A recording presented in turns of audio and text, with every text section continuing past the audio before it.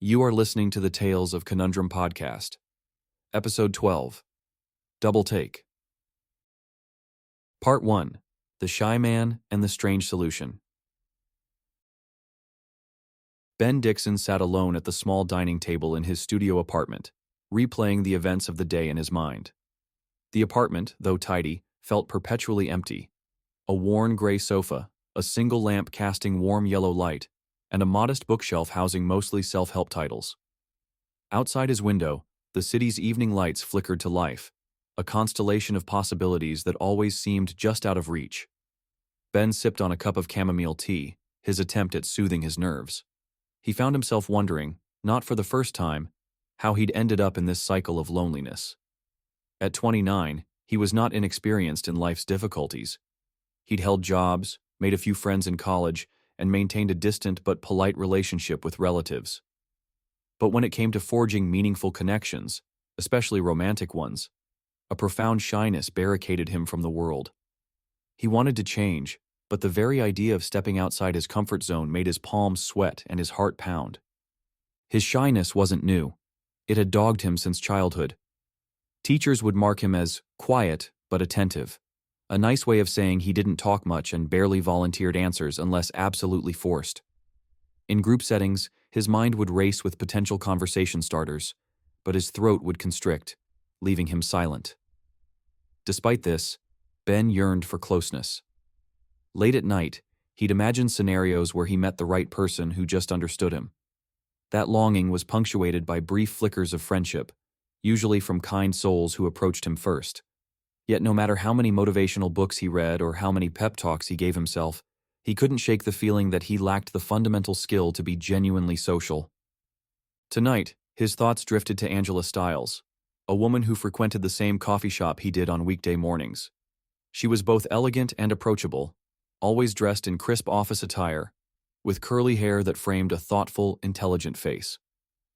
From the snippets of conversation he overheard, she worked in marketing, joked easily with the baristas, and seemed to carry herself with a confidence Ben found magnetic. He'd discovered over time that she was an early riser, usually arriving at the coffee shop around 7:30 a.m. He, on the other hand, would time his own stop just to catch a glimpse of her. Despite the countless times he'd rehearsed a greeting in his head, "Hi, I'm Ben. Do you mind if I sit?" He'd never once managed to utter it. He'd watch, heart pounding, as she chatted with the barista, then left with a smile that lit up the entire shop.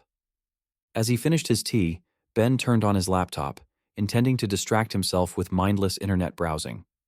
A series of tabs opened automatically: news, local events, and job listings he perused from time to time. Yet none of it held his attention. All he could think about was Angela. Today, he'd been closer than ever to striking up a conversation.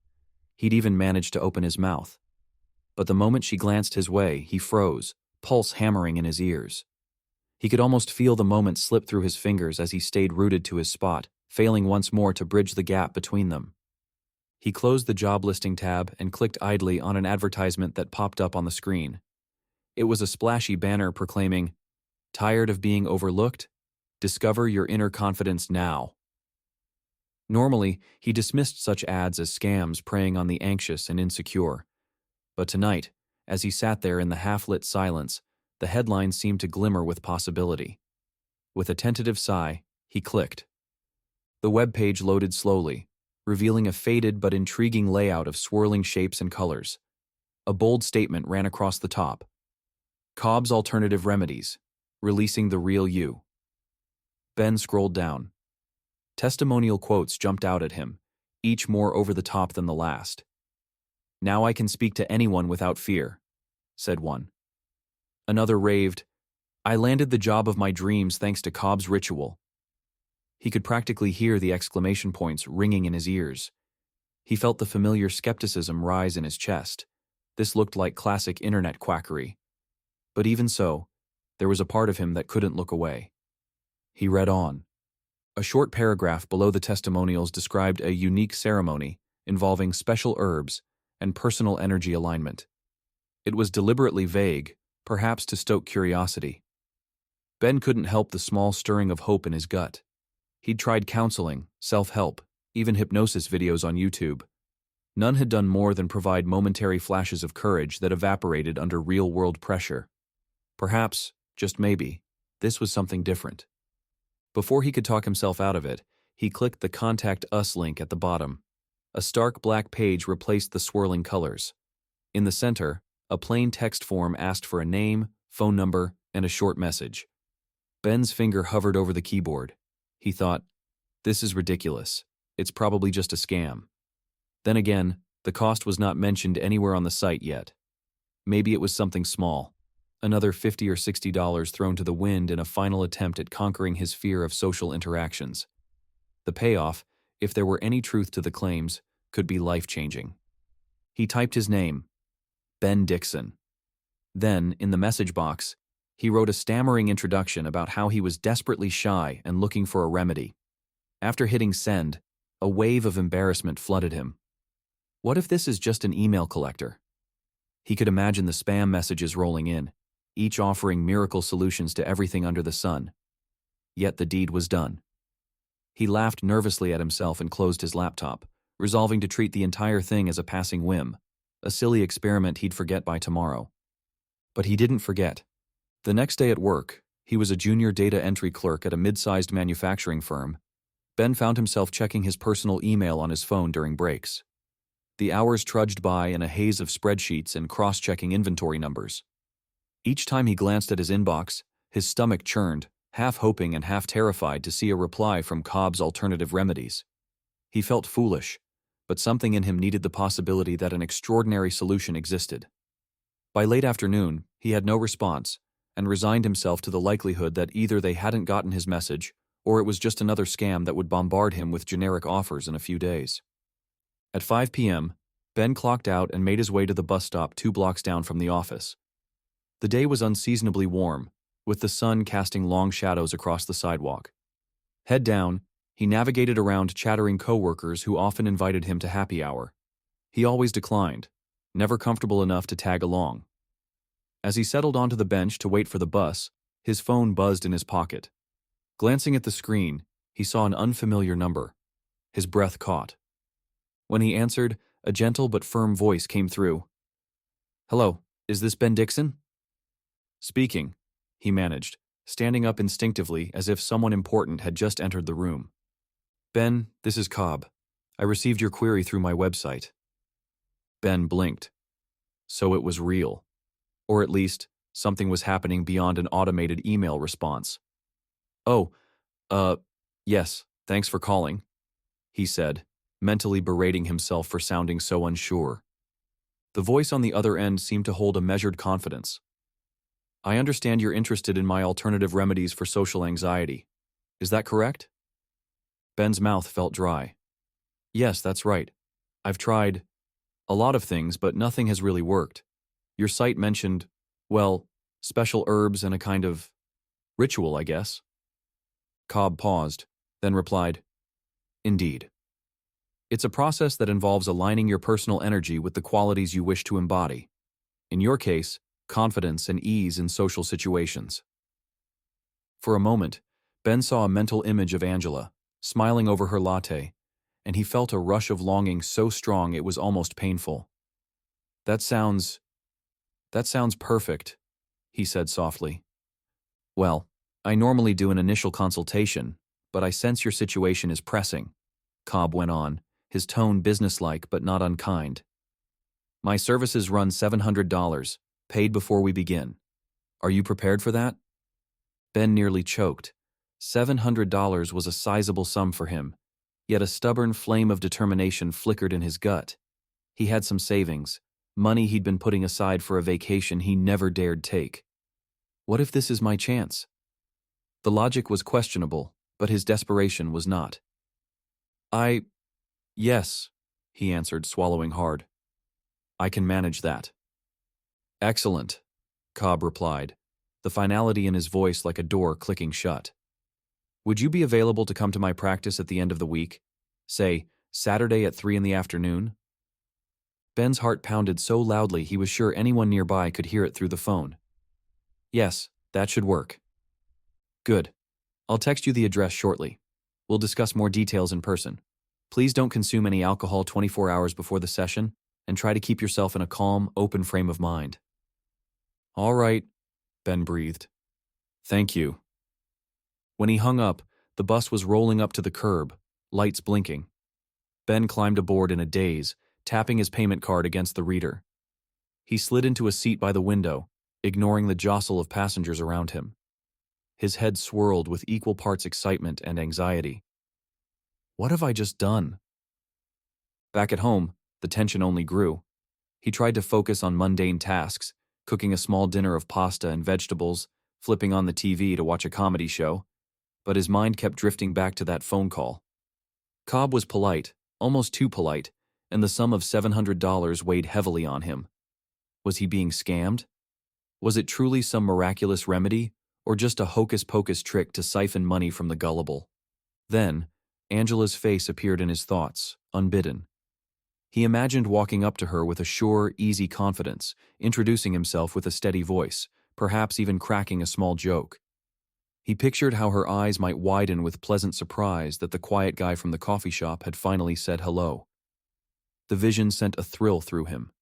His entire life, he'd watched others do what he couldn't, asking someone out, enjoying the banter of everyday conversation. If this ritual gave him even a fraction of that ability, maybe it was worth the risk. Night settled over the city, and Ben settled on the couch, laptop perched on his knees. He checked his email one more time to see if Cobb had followed up. Sure enough, there was a short message containing the address and a few notes of preparation. No alcohol, no medication that day if possible, to keep your natural energy clear, and to bring an open mind. Ben typed the address into a map and found it was located in a part of the city he rarely visited. He shut the laptop, noticing his hands were shaking. His rational mind sounded a warning. You barely know this person. You're spending $700 on who knows what. You should cancel. But each time he considered canceling, he pictured Angela slipping out of his life forever, a missed opportunity he would regret. He yearned for change so fiercely, it overshadowed his usual caution. By Friday night, he was a bundle of nerves, oscillating between hope and dread. He even considered telling a friend at work about what he was doing, but he stopped short. That would invite too many questions. Why this ritual? How did you find it? Why not try something conventional? He didn't know how to answer any of that. This had to be a leap of faith. Saturday morning dawned bright and clear. Ben woke early, the tension in his stomach so tight he could barely manage toast. He reviewed the instructions. Remain calm, be open-minded. Easier said than done. By noon, he was pacing his apartment, checking the time every few minutes. He showered, changed into a simple outfit of jeans and a clean button-down shirt, and practiced some deep breathing exercises he'd read about online, anything to quell the hammering in his chest. Finally, at 2:30, he left his apartment, making sure to bring exact cash for the appointment. The journey felt surreal. The sun shone overhead, and the bus ride was uneventful. People drifting in and out at stops, music playing softly through the overhead speakers. But Ben's mind was consumed by the what-ifs. What if this changes nothing? What if it changes everything? He arrived at his stop, inhaling the crisp breeze as he stepped onto the sidewalk. The neighborhood was quieter than he expected. Modest brick buildings lined the street, many sporting signs for small businesses, an antique store, a second-hand bookshop, a quirky cafe. He double-checked the address on his phone and found it matched a narrow building with a wooden door painted deep green. A modest plaque read, Cobb's Alternative Remedies. Ben stood there for a moment, heart fluttering, the world around him seeming to pause. He noticed the faint smell of incense wafting from somewhere inside, accompanied by the sound of soft, lilting music. It felt as though he were standing at the threshold of a new world, or maybe just another dead end. But if there was even a chance it could lead him to a life where he could confidently talk to Angela, he had to take it. With a shaky hand, he reached for the doorknob. Pausing, he swallowed hard, reflecting on how he'd gotten here. The nights of crushing loneliness, the countless regrets, and the simple longing to share his life with someone. He told himself that no matter how strange or unconventional this might be, it was better than remaining stuck in his solitary routine. Ben Dixon exhaled slowly and opened the door, stepping into a gentle swirl of incense. His thoughts were a whirl of excitement, doubt, and cautious hope, but he pressed on, determined to find the solution that might set him free from his shyness. Standing in the soft-lit lobby of Cobb's establishment, Ben's mind raced with what was to come. His foot had crossed the threshold, and there would be no going back without at least trying. Though a trickle of sweat beaded on his forehead, he clenched his fists to steady himself, resolved to see this through. The question that echoed in his mind, "Is this too good to be true?" remained unanswered. And with that, his journey toward a mysterious and life-altering ritual was about to begin. Part 2. The Ritual and the Aftermath. Ben stepped through the green-painted door into a softly lit reception area. The room was cloaked in shadow, interrupted only by flickering candles and the faint glow of a single lamp on a corner table. Subtle strains of distant flute music wove through the space. An immediate scent of sandalwood and something sweeter, like rosemary, clung to the air. It was unexpectedly calming, and yet a current of unease raced through him. This was far removed from anything he'd done before. From a side door, Cobb appeared. He was taller than Ben had imagined from their phone call, with neatly combed hair and a measured, confident manner. He wore a charcoal gray tunic and pants that felt both modern and ancient at the same time. "Mr. Dixon," he greeted, his voice subdued. "Shall we begin?" Ben nodded, a tightness gripping his stomach. He followed Cobb into a narrow corridor that opened into a dimly lit room. Dozens of tall, draping curtains lined the walls, their velvety material absorbing the light, creating the sensation of being enveloped. In the center stood a low wooden table with intricate carvings. 3 bowls rested on its surface, each emitting fragrant wisps of smoke. Cobb gestured for Ben to sit cross-legged on a woven mat opposite the table. "I need you to stay as relaxed as possible," he said, voice almost hypnotic. "What we do here relies on your receptiveness." Ben settled down, trying to still the anxious drumbeat in his chest. He looked around the room, noticing small statuettes on a shelf, figures with outstretched arms and blank faces that somehow both intrigued and unsettled him. Without speaking further, Cobb lit another bundle of herbs from the first bowl. The flame flared, then died to a glow as smoke curled up. A spicy, aromatic scent flooded Ben's senses, making the corners of his vision blur momentarily. The sound of a small gong resonated, coming from somewhere behind him. Cobb closed his eyes and began to chant, softly at first, then rising in a rhythmic murmur that Ben couldn't decipher. It sounded vaguely like a mix of languages, but no single word stood out.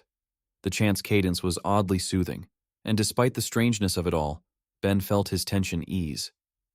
One by one, Cobb moved to each of the 3 bowls, lighting fresh herbs, each with a distinct fragrance, first spicy, then sweet, then something earthy and pungent. The candles flickered, projecting dancing shadows on the curtains. Ben's eyelids grew heavy, but his mind felt unusually clear, as though a window had opened inside him. When Cobb finished chanting, he spoke in a solemn tone. "You've sought me out to awaken confidence within you. Are you prepared to embrace it, whatever form it may take?"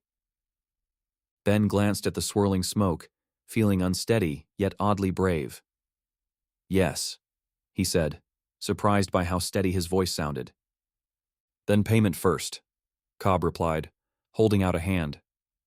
Ben pulled out an envelope from his jacket pocket, the $700 in crisp bills. It felt surreal placing that much money into the hands of a stranger. Yet the moment it left his fingers, he was overcome by a strange lightness. Perhaps it was relief at no longer hesitating. Cobb tucked the envelope away and returned to the table. He sprinkled a fresh handful of powdered herbs onto the embers in the bowls. A bright flash of color flared, bathing the room in an amber hue.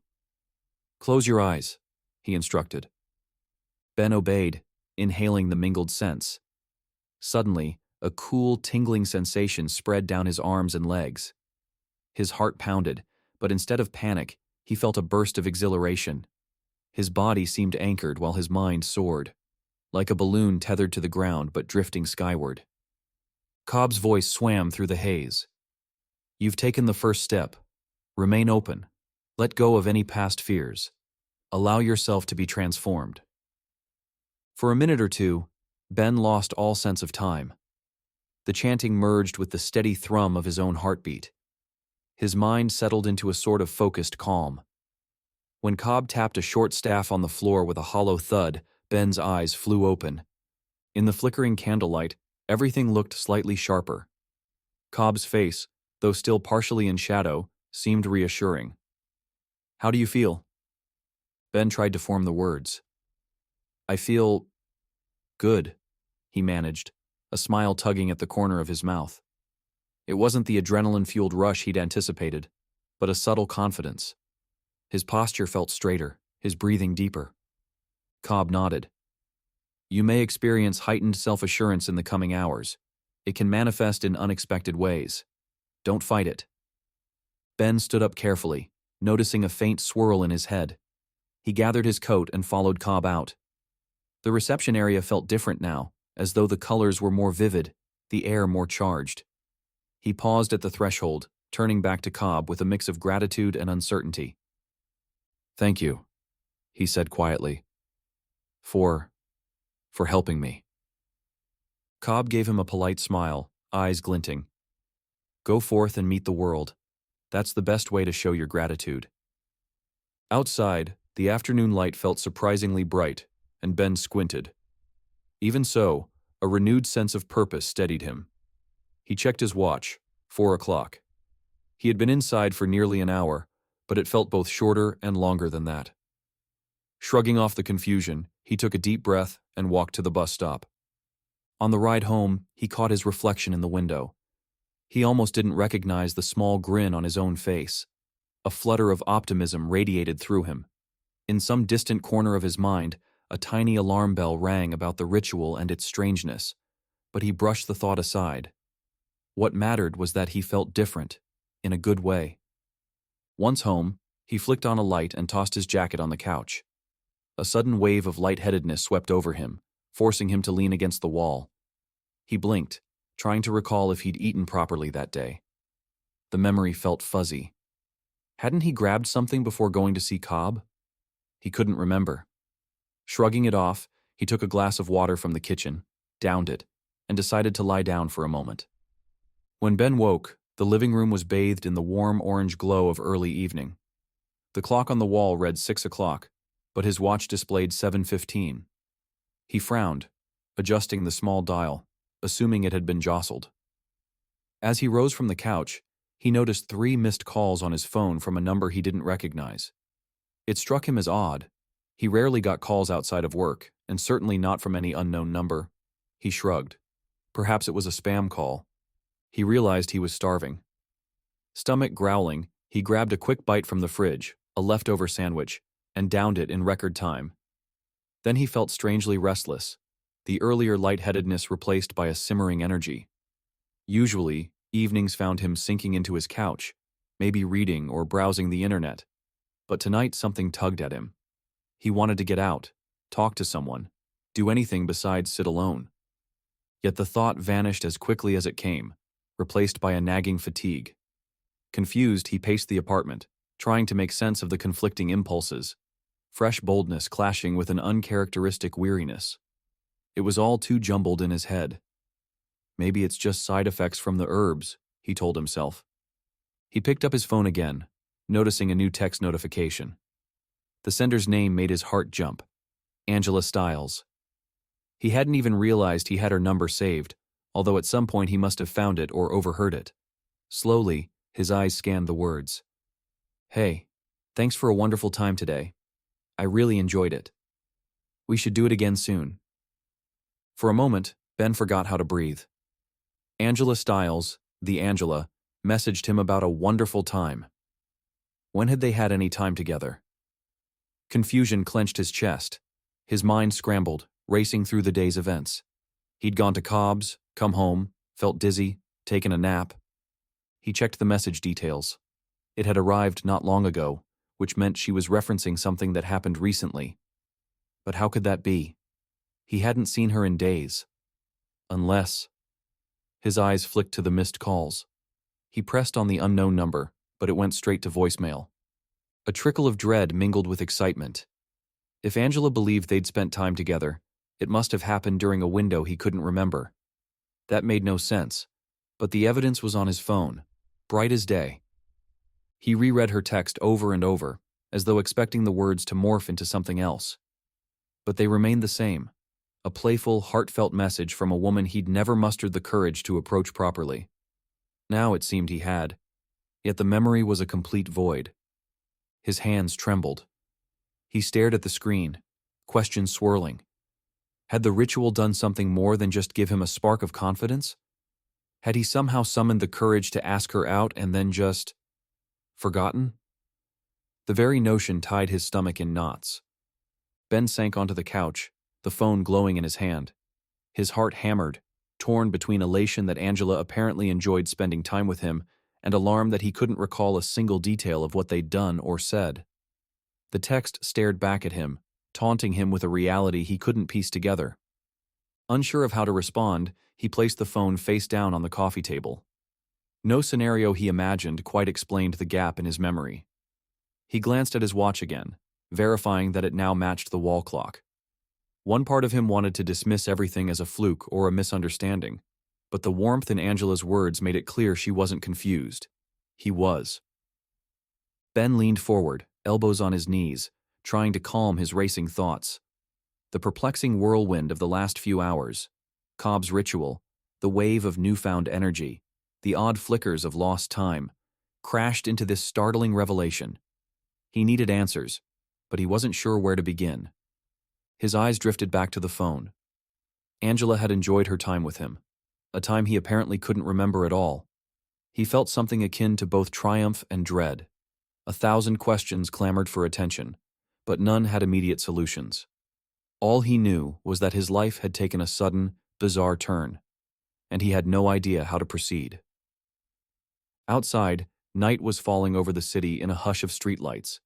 Inside, Ben could only stare at the text that promised hope and stirred panic in equal measure.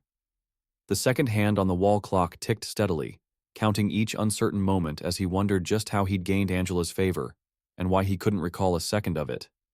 He remained motionless, locked in that moment of disbelief, watching the reflection of the phone's screen dance on the surface of the coffee table. Confusion coiled in his gut, tangling with an unsteady thrill.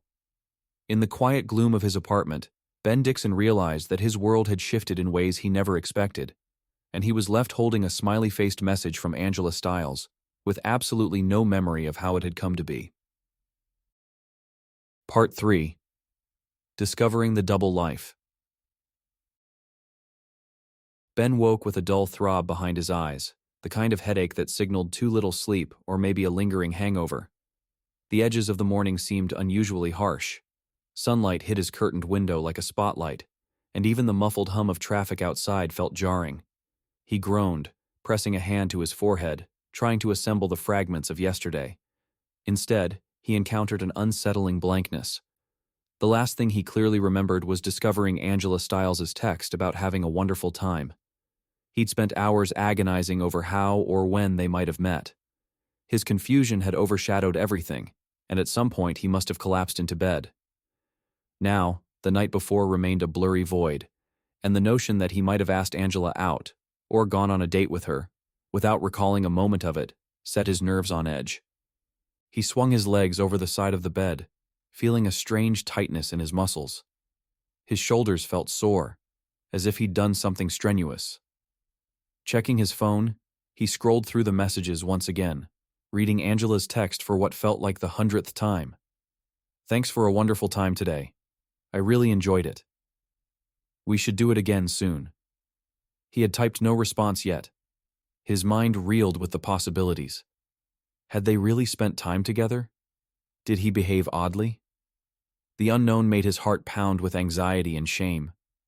There was a sneaking fear that maybe he'd been awkward or inappropriate, and Angela was only being polite. Making his way into the kitchenette, he downed a glass of water in an attempt to quell the dull headache. A swirl of half-remembered sensations flickered in his thoughts. Laughter in a crowded place, the sound of music, a perfume that wasn't his own. Each image was like a scrap of film clipped from a reel, none connecting to the next. He steadied himself against the countertop, a rising panic lodged in his chest. He'd always been shy, but never reckless, and the idea that he might have blacked out or lost time was terrifying. By the time he showered and dressed, the hangover-like sensations had settled into a low throb. Despite sleeping a full night, he felt fatigued, uneasy. He grabbed his phone again, staring at Angela's name in his contact list. He wanted to call her, to ask about the events he couldn't recall. Yet the shame was too strong. He dreaded admitting that he had no idea what had happened. After pacing for several minutes, he decided he couldn't do this alone. He needed professional help. That afternoon, he searched online for mental health professionals dealing with memory issues and potential dissociation. Nothing felt quite right until he stumbled upon the website of Dr. Regina Knox, described as a specialist in multiple personality disorders and complex dissociative conditions. The moment he saw her credentials, he felt a spark of hope. Her testimonials spoke of compassion and expertise, and it seemed she might be used to handling baffling, severe cases. Without hesitating, he called the number, half expecting a days-long wait for an appointment. To his surprise, the receptionist offered an opening the very next day. The office was located in a tidy brick building across town, with frosted glass doors and calming earth-toned walls. Ben felt out of place in the neat reception area, where a gentle water feature bubbled in the corner. He signed in at the front desk, giving his name in a voice that wobbled, and then took a seat. A scattering of magazines lay on a small table, psychology periodicals and general health brochures. He skimmed them in a distracted haze, going through the motions without really absorbing anything. When Dr. Knox finally emerged from her office, Ben stood awkwardly, heart pounding. She was a tall woman, perhaps in her early 50s, with glasses perched on her nose and a kind but focused expression. "Ben Dixon?" she said softly. He nodded, and she gestured for him to follow. The office beyond was painted in soft blues and grays, with a large window letting in natural light. She directed him to a comfortable armchair facing hers, and once they were both seated, she smiled in a reassuring way. "Tell me what's been going on," she prompted gently. Ben tried to gather his thoughts. Starting from the beginning felt overwhelming, so he focused on the most pressing issue: the lost time, the missing memories, the inexplicable text from Angela. He described waking up confused, the disorientation, and the embarrassment of not recalling a date he seemed to have initiated. Words tumbled out of him in a rush, revealing how he had never dealt with anything like this before, how he was worried something was deeply wrong with him. Dr. Knox listened intently, occasionally jotting down notes in a leather-bound notebook. When he finished, she leaned forward, her voice calm. "Have you ever experienced blackouts or memory gaps in the past?" Ben shook his head, fingers fidgeting with the hem of his shirt. "Not that I can remember," he said, then let out a nervous chuckle at the irony. "Maybe small lapses, like forgetting if I locked the door, but nothing major like this. And definitely not entire outings or interactions with people." Dr. Knox nodded and asked about his family history, any prior mental health diagnoses, or traumatic events. Ben offered what little he knew. His upbringing had been stable, albeit lonely, and his parents were moderately supportive. He'd never had a severe accident or an extreme event that he remembered. He paused, swallowing. "Is it possible," he ventured, "that I just got so drunk I forgot? But I don't even drink much. And the hangover I felt was mild, more like I was just overtired." She considered this. "Alcohol-induced blackouts do occur, but your scenario seems different. We should keep an open mind and consider other causes, including dissociative states." Hearing the word dissociative made Ben's stomach clench. He knew about multiple personality disorder, now more commonly referred to as dissociative identity disorder. It conjured images of extreme cases, of people entirely different from who they were one moment to the next. The notion that he could be experiencing something like that felt unreal, yet he couldn't ignore the possibility.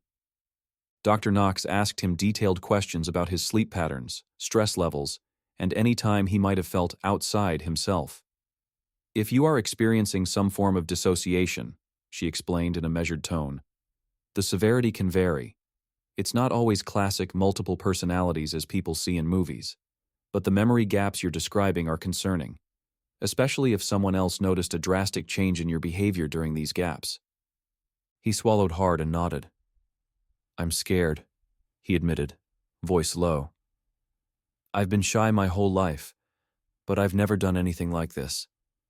I don't want to hurt anyone or embarrass myself, but I can't remember anything at all. She gave him a compassionate look. I'm here to help you figure this out. We'll do a series of assessments, psychological, possibly neurological, to rule out other causes like epilepsy or head trauma. But from what I'm hearing, there might be a dissociative factor at play, one that allows you to operate in a state you can't later recall. He sank back in the chair, relief and terror mingling. At least she wasn't dismissing him. Dr. Knox assured him that they would try to get to the bottom of his lost time, though she also warned him that answers might not be immediate. Before the session ended, she scheduled him for follow-up appointments and gave him a list of suggestions. Keep a journal, track any odd occurrences, and reach out if he felt disoriented or noticed additional memory gaps. As he left her office, Ben felt the weight of worry pressing down. The building's hallway was empty, and his footsteps echoed on the polished floor. Outside, the sky was overcast, matching his mood. The notion that he might have a serious dissociative condition lodged in his chest. Yet the memory of Angela's text kept pricking at him, a reminder that some part of him, some unknown side, had broken through his shyness enough to impress her. That evening, he sat at his kitchen table, flipping through Dr. Knox's instructions. He scribbled in a newly purchased notebook, recounting every detail he could remember of the past few days. He wrote about going to Cobb, about the unsettling but intriguing ritual, about the fleeting boldness he'd felt leaving Cobb's office. Then he described the strange wave of fatigue, the time discrepancy on his watch, the text from Angela. He pressed the pen harder than intended, leaving deep furrows on the page. The swirl of uncertainty formed a knot in his stomach. After half an hour of writing, he paused, eyes drifting to a cluster of papers on the table. He recognized some as mail he hadn't sorted, but others looked unfamiliar. With a crease of his brow, he picked up a small receipt. It was from a bar he'd never heard of, and it was dated the same night he supposedly spent with Angela. According to the slip, he, or someone using his card, had purchased 2 drinks, listing a total that didn't match anything in his mental ledger. A second receipt was for a short taxi ride across town, time-stamped near midnight. His confusion grew. He hadn't been out that late, had he? His heart began to pound. He rummaged through the rest of the papers and stumbled on a small folded note in handwriting that looked eerily like his own, yet the style was more fluid, more slanted. The note said, in a teasing scrawl, "Great night. Too bad you missed half of it." No name was signed, just a playful smiley face. The color drained from Ben's cheeks. He set the paper down, hands shaking. Who wrote this? He backed away from the table as though the receipts might leap at him. A swirl of possibilities overwhelmed him. Maybe he wrote it, but had no memory of doing so. Or perhaps someone else forged it. This is insane, he thought, pressing the heels of his hands against his eyes. After several minutes of frantic pacing, he decided to keep searching. He checked pockets of clothes strewn over a chair, rifled through drawers he rarely opened. Nothing else seemed amiss, and yet the 2 receipts and the cryptic note remained glaring evidence that something was profoundly wrong. Desperate for an anchor, he grabbed his phone to see if there was any photographic record, pictures or messages that might clue him in. Nothing new. Angela's text was the only direct link to the evening in question. He dropped onto his couch, the tension in his shoulders throbbing. Time slipped by as he tried to piece together a puzzle with missing pieces. The next day, he returned to his job at the manufacturing firm, half-heartedly completing data entry tasks with his mind elsewhere. His coworkers asked if he was feeling all right. He looked pale, exhausted. He forced a tight smile and made excuses about poor sleep. At lunchtime, when everyone else headed out in a group, he stayed behind, too on edge to eat. He found himself opening the wallet he rarely used for anything but a bus pass and a single credit card. Inside, behind an old photograph of a high school friend, he discovered another slip of paper. It was a hastily torn half-sheet, once again in that familiar yet odd handwriting. "Don't sweat it, man. Everything's under control. Jack." The name Jack was underlined twice. Ben's stomach twisted. Who was Jack? And why did this note look like Ben's own writing? His coworkers filed back into the office, and he hastily shoved the note away. But his mind buzzed with fresh alarm. There was some presence in his life calling itself Jack, apparently controlling things while Ben was unaware. If Dr. Knox was right, could this be a separate identity? A manifestation of everything he wasn't? Bold, outgoing, even reckless? That evening, back in his apartment, he paced the living room, phone in hand, half thinking to call Dr. Knox immediately. The notes, the receipts, Angela's text, none of it made sense unless he was living a double life he couldn't recall. The idea filled him with dread.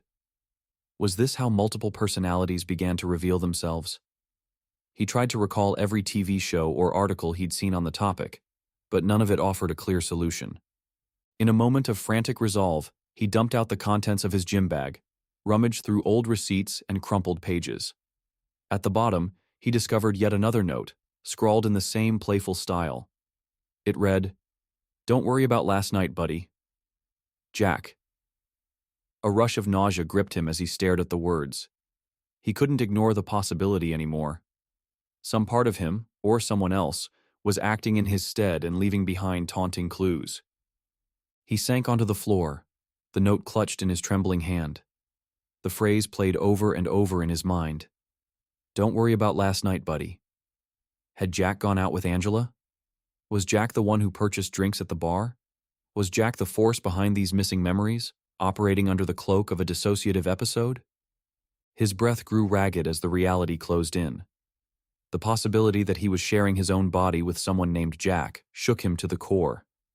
His life, already overshadowed by shyness, was now overshadowed by a more terrifying threat. He didn't even know himself anymore. He pictured Angela's smile, the kind words in her text, and wondered if she truly realized she wasn't dealing with the Ben Dixon she saw each morning in the coffee shop. He looked at the note again. "Don't worry about last night, buddy." The tone felt so casual, almost friendly, yet it was haunting. It was evidence of a hidden existence that lurked just out of his consciousness. Panic throbbed through his veins, and he pressed his palm against his chest in an effort to slow his breathing. He needed help, and he needed it soon. Dr. Knox's concerned face flashed through his memory. She'd said they would explore the possibility of a dissociative condition more thoroughly. It seemed that exploration was about to turn far darker than either of them had anticipated. Ben closed his eyes, the note still pinched between his fingers. He felt trapped between terror and the faint hope that whatever was happening might be treatable, containable. The next steps were unclear, but he knew he couldn't run from this. He had to face the growing puzzle of his life, face Jack, whoever or whatever Jack truly was. A cold shiver ran down his spine as he realized that with each blackout, Jack might be forging new connections, taking risks, or even endangering them both. He set the note aside, forcing himself to stand. The walls of his apartment seemed to close in around him. As the evening wore on, he wrote down each detail he'd discovered. The receipts, the cryptic messages, the name Jack, the possibility that this entity, this alternate version of himself, was making decisions in his absence. His writing hand shook the entire time, as though he was documenting not his own life, but a thriller he'd stumbled into. In the quiet hush of late night, Ben tried to sleep, but every time he closed his eyes, he saw that scrawled name repeated in various corners of his mind. Jack. Jack. Jack. Sleep came fitfully, and when dreams did surface, they were tangled glimpses of himself, laughing uproariously in a smoky bar he'd never visited. He'd jolt awake, the echo of a stranger's voice reverberating in his head. Morning arrived too soon, and he was left with the same evidence strewn across his kitchen table. Dr. Knox's next appointment felt ages away, but he resolved to share everything with her. The receipts, the notes, even the messages signed by Jack. Fear rippled beneath his skin, but so did a grim determination. This was beyond everyday shyness, beyond mere lost time. Something inside him had taken a name and was living a secret life. And as he stared at the final note once again, he realized there was no more denying it. Jack was real, and he was sharing Ben's body, acting in ways Ben couldn't fathom or control. He clasped the note in his hand, feeling the weight of this chilling new truth. Outside, the world went on with its usual bustle, oblivious to his inner turmoil. In the face of that mundane normalcy, Ben felt unmoored, poised on the edge of a precipice he never knew existed. A single question pulsed in his mind, as relentless as his own heartbeat. Who am I, really, when I'm not myself? And that question refused to let him rest. He placed the note on the table, pressing it flat against the surface to see his own handwriting, twisted into a signature he didn't recognize. Don't worry about last night, buddy. Jack. The finality of that sentence made the hairs on his arms stand up. If Jack was comfortable enough to leave casual messages, then this situation was deeper, more entrenched than a one-time blackout. An undercurrent of cold dread washed over him, and he realized that everything he thought he knew about himself had just been shattered. He stood, hands shaking, on the verge of a discovery he had no idea how to handle. Ben stared at the note, mind racing with the possibility that someone named Jack was not only sharing his memories, but operating in his stead. The text on the page seemed to pulsate under the overhead light, mocking him with a truth he couldn't fully comprehend. In the silent stillness of his apartment, he acknowledged at last that a stranger, Jack, lived within him, rewriting the boundaries of his life, one secret message at a time. Part 4. The Battle Within. En sat at his kitchen table, the newest note in hand, every muscle in his body tense. Don't worry about last night, buddy. Jack. Those words had haunted him for days, a taunting reminder that he was no longer alone in his own mind. The fear and confusion had swirled into a kind of desperate resolve. He had to communicate with Jack somehow. If this was truly a battle for control, he needed to know who he was dealing with.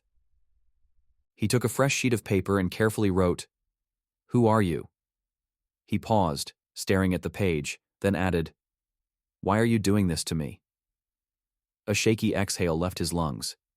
He could hardly believe he was resorting to leaving notes for a presence that lurked in his own consciousness. Yet everything about Jack, his bold handwriting, his secretive actions, suggested this might be the only way. He placed the note on his coffee table, weighed it down with a pen so it wouldn't move, then retreated to his bedroom. Climbing into bed, he was certain sleep wouldn't come easily. His mind churned with possibilities. Maybe Jack wouldn't respond at all. Maybe this was a dead end. Or maybe Jack would see the note as an invitation to worsen matters.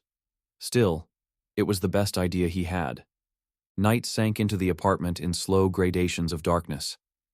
Despite his anxious pulse, Ben's exhaustion eventually won out, and he drifted into a fitful sleep. When he woke the next morning, the sun was peeking through the blinds. His first thought was the note. Rubbing the grogginess from his eyes, he padded to the living room. The piece of paper was gone. In its place lay a freshly torn page from his own notepad. On it, in the same slanted handwriting as before, were the words, "Name's Jack. Don't worry, I'm just cleaning up your messes. Beneath that, we'll talk soon." Ben's stomach twisted. This was the closest thing to a conversation he'd had with the altar, and it rattled him. A sense of unreality clung to him like a stale odor. Cleaning up your messes? What did that even mean? He sank onto the couch, reading the note again and again. The fear that had gripped him since he found that first cryptic message now settled into a deeper dread. Jack was actively acknowledging him, turning the question around in a way that hinted Jack believed he was the one doing the right thing. Ben tried to recall Dr. Knox's advice about journaling his experiences, but no amount of documentation would make sense of an entity that hijacked his body. By lunchtime, he managed the nerve to pen a second note, this time more direct. "Jack, what do you mean by cleaning up my messes?" He hesitated, then added, "You have no right to take over my life." The words looked childish on the page, but he felt a spark of courage. He set the note on his bedside table, left the pen beside it, and made a conscious choice to leave the apartment for a while. If nothing else, the act of stepping outside might clear his head. He walked aimlessly through the city, the bustle of people around him a comfort and a reminder of normalcy. He thought of Angela, the woman he'd admired for months. She now represented a link to this terrifying new reality. Jack claimed to have stepped in to handle a date with her. That meant she had met not Ben, but this other persona. His chest tightened at the thought. He wondered if she preferred Jack to the real him, if she found Jack more charming or assured. The jealousy and self-loathing that rose up in him clashed with a lingering desire to protect Angela from whatever madness lay within him.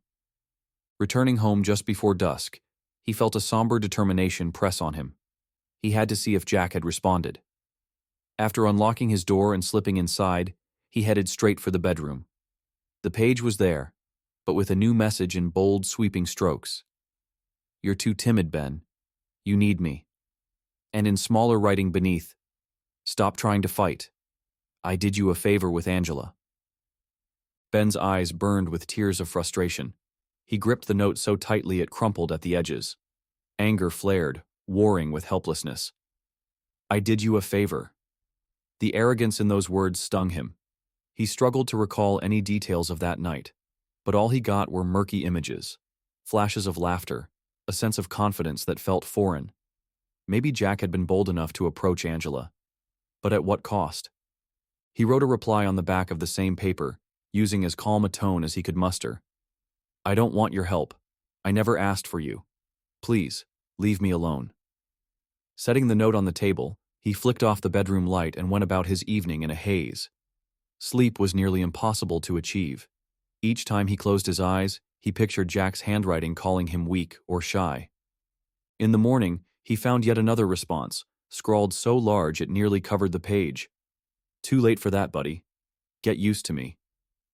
The words were followed by a mocking smiley face. Ben's heart hammered. He realized he was engaged in a battle he wasn't prepared to fight. Still, he refused to surrender. He would do whatever it took to reclaim his life. He thought of Dr. Knox, how she'd said this might be a dissociative condition. But she'd never mentioned direct communication like this, a literal back and forth between two selves. He had another appointment scheduled with her in a few days, and the hours leading up to it dragged on like years. Each night, he scribbled frantic notes to Jack, pleading for an explanation, urging him to stop. Each morning, new messages appeared, reflecting Jack's growing contempt. "You'll never talk to Angela without me. I'm not leaving. This is my home too. Let me do my thing, and you'll finally get what you want." Ben began collecting these notes in a folder, unsure if it was wise to keep such incriminating evidence of his deteriorating mental state, but unable to destroy them. He was desperate to prove to himself that he wasn't hallucinating, that these communications were real, that there was another presence within him. Late at night, as he lay in bed, he'd reread them, fear crawling over his skin like insects. Jack's sneering confidence, his dismissive attitude toward Ben's meekness, it all reflected qualities Ben despised, yet secretly wished he possessed. It was on the fourth day of these exchanges that the messages took a sharper turn. Returning home from work, weary from a day of half-hearted data entry, Ben discovered a note left right on his apartment door, stuck there with a piece of tape. The handwriting was all too familiar. "Stop whining, Ben. You're the one who's weak, and you know it. I'm the one who can give us everything, friends, success, Angela. So why are you fighting me? Keep it up, and I'll make sure you're gone for good." Terror spiked in Ben's chest. Gone for good. That single phrase yanked the bottom out of his world.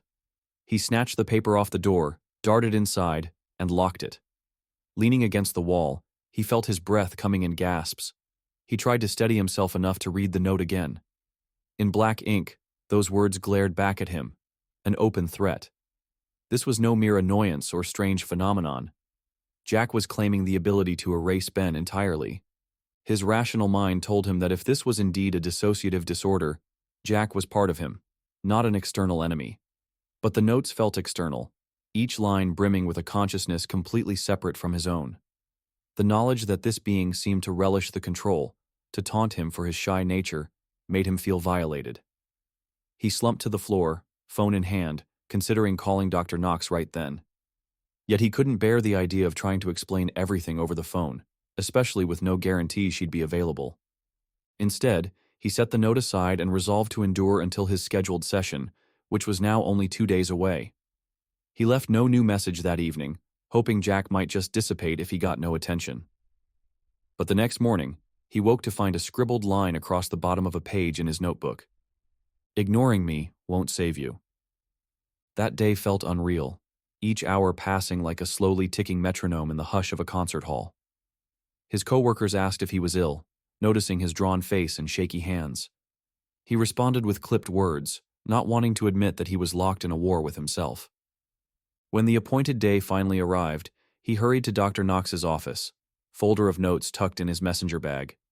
He intended to show her everything, but upon greeting him, Dr. Knox revealed she'd had an emergency come up, some crisis with another patient. His appointment had to be postponed by a day. The disappointment and dread that flooded him were almost too much. Despite that, he put on a brave face, booked the new appointment, and trudged out of the building. That evening, raw desperation compelled him to challenge Jack more aggressively than ever before. He wrote a lengthy note detailing how afraid he was, how he had a right to his own life, how Jack had no claim on his body. He ended it with, "If you're truly confident, let me speak with Angela myself. Stop taking over when I'm not aware." He waited, sitting by his bedroom desk as though anticipating Jack's response to materialize in real time. Sleep eventually overcame him, and by morning he was slumped in the desk chair, neck stiff and limbs sore. Blinking the haze from his eyes, he looked down at the note.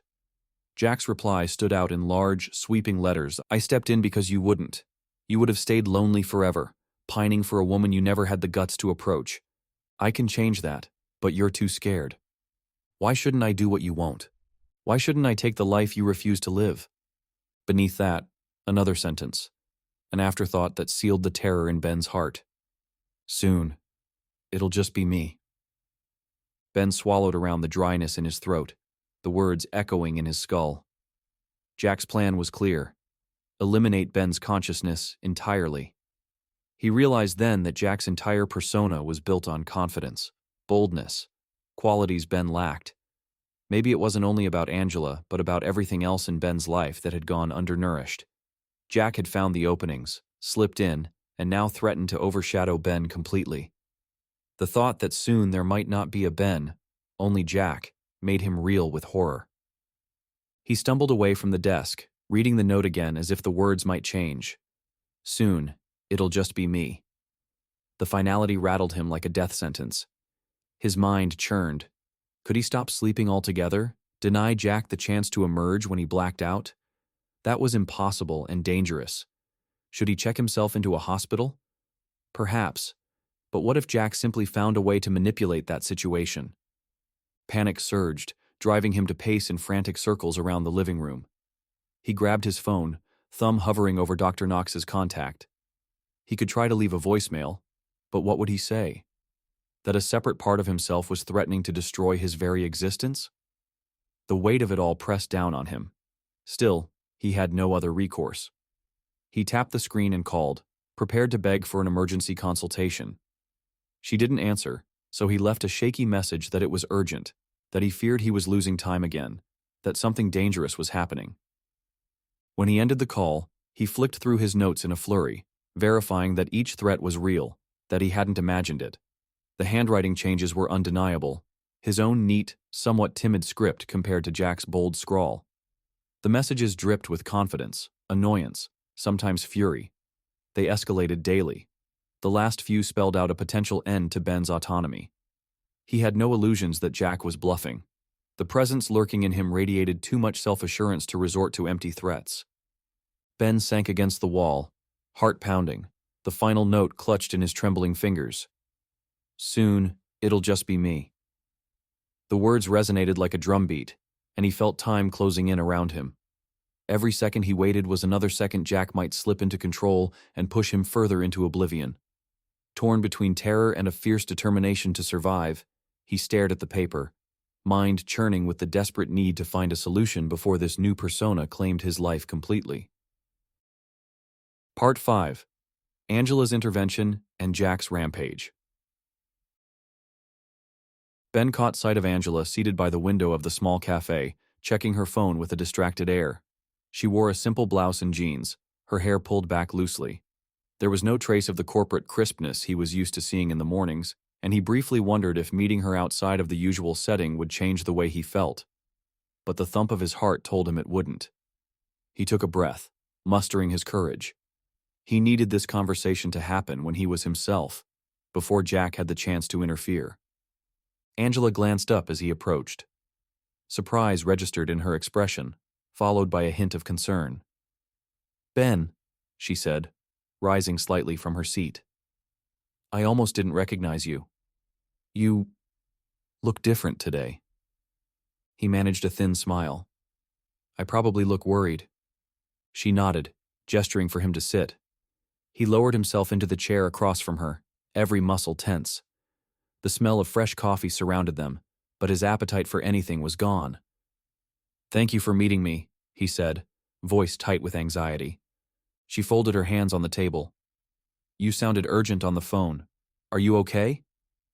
Ben avoided her eyes momentarily, focusing on a small napkin dispenser at the edge of the table. "I'm honestly not sure. Something strange has been happening to me, and it involves you too. I didn't know who else to turn to." Angela pressed her lips together. "Go on." He took another breath, the words clamoring in his head. "Tell her you have blackouts. Tell her you're not yourself sometimes." "I've been losing time," he began. "I keep waking up with no memory of what I did the night before, or even entire afternoons. And apparently—" he swallowed hard. "Apparently I asked you out. We went on a date. But I don't remember it at all. And it's not just amnesia. There's someone else. Someone who leaves me notes. He calls himself Jack." A perplexed look crossed her face. "You told me your name was Ben, though. Did you lie about it?" He shook his head vigorously. "Number Ben is my real name. But there's this other version of me. Or maybe a different personality. I don't fully understand it. All I know is that I have blackouts. And when I wake up, I find evidence that this Jack did things in my place. I think he was the one who took you on that date." Angela leaned back, stunned. Her initial skepticism was clear in the way she fiddled with her fingers, as though searching for a rational explanation. "You were so different," she murmured, recalling their time together. "You had this confidence. The way you talked, like you'd known me forever. It was surprising, but I liked it. I just never realized it was not really you." He could feel the sting of that admission. "I'm sorry," he said, voice cracking slightly. "I never meant to deceive you. I didn't even know it happened until I saw your text." Angela was silent for a long moment. The noise of the cafe seemed distant as she processed his words.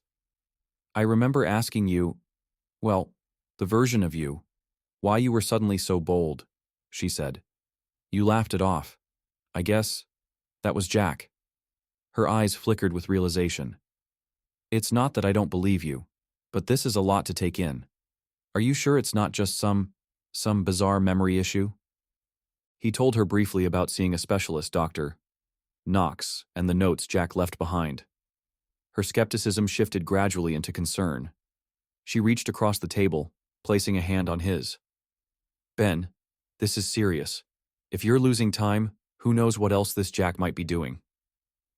His chest felt tighter. "Exactly. I'm terrified. He's threatened to take over completely." He glanced around nervously, aware that he was discussing something deeply personal in a public place. "I don't know how to stop him." She exhaled shakily. "Okay. Well, you're not alone in this. I'll help however I can." Then, a wry half-smile flickered across her face. "I just hope we can figure this out before it gets worse."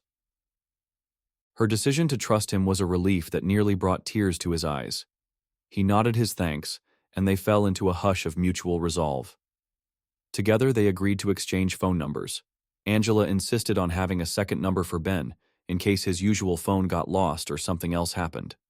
She wanted to make sure she could reach him if he disappeared into one of those blackouts. With that plan laid out, they left the cafe, a faint thread of hope connecting them both. For several days, things were strangely calm. Ben kept waiting for Jack to emerge, leaving new notes or instructions, but everything remained eerily quiet. Though the lull gave him time to visit Dr. Knox again, it also made him uneasy. He sensed that Jack was biding his time, waiting for an opportune moment. When that moment came, it was worse than anything Ben had imagined. It started small. One morning, Ben woke with a throbbing bruise on his knuckles and no recollection of how it got there. He found a single receipt from a bar across town, time-stamped around 2 a.m. The next night, he awoke with a splitting headache, discovering a fresh note. Thought you could use a little excitement. The note bore Jack's usual smug tone, but gave no specifics. With each incident, Angela grew more alarmed. "We need to figure out where you're going," she suggested. "What if we track your phone?" But before they could set up any tracking app or plan to catch Jack in the act, things escalated in a much more frightening way. 3 nights later, Ben regained consciousness on a dusty couch in some dingy basement that smelled like sweat and stale beer. A group of men stood around, cheering or jeering at 2 combatants in a makeshift ring. He rubbed his temple, trying to piece together how he'd gotten there. His shirt was damp with sweat, his left shoulder throbbing. In the harsh overhead light, he noticed dried blood crusted on the sleeve. Panicking, he pushed through the crowd. They glared as he stumbled away from the ring, shouts following him out into a back alley. Outside, he found graffiti-splattered walls and flickering street lamps. He had to stop and catch his breath. Pulling out his phone, he discovered several missed calls from Angela. Hands trembling, he dialed her back. "Ben?" she answered, clearly frantic. "Where are you? I tried calling all night." He stared at the alley, heart pounding. "I don't know. Some kind of underground fight club, maybe. I just woke up. I think I was fighting in there." There was a sharp intake of breath on her end. "Oh my God. Are you okay?" He swallowed. "I'm banged up. I'm getting out now. I'll take a cab and call you once I figure out my location." She agreed, voice shaky with relief that he was safe for the moment.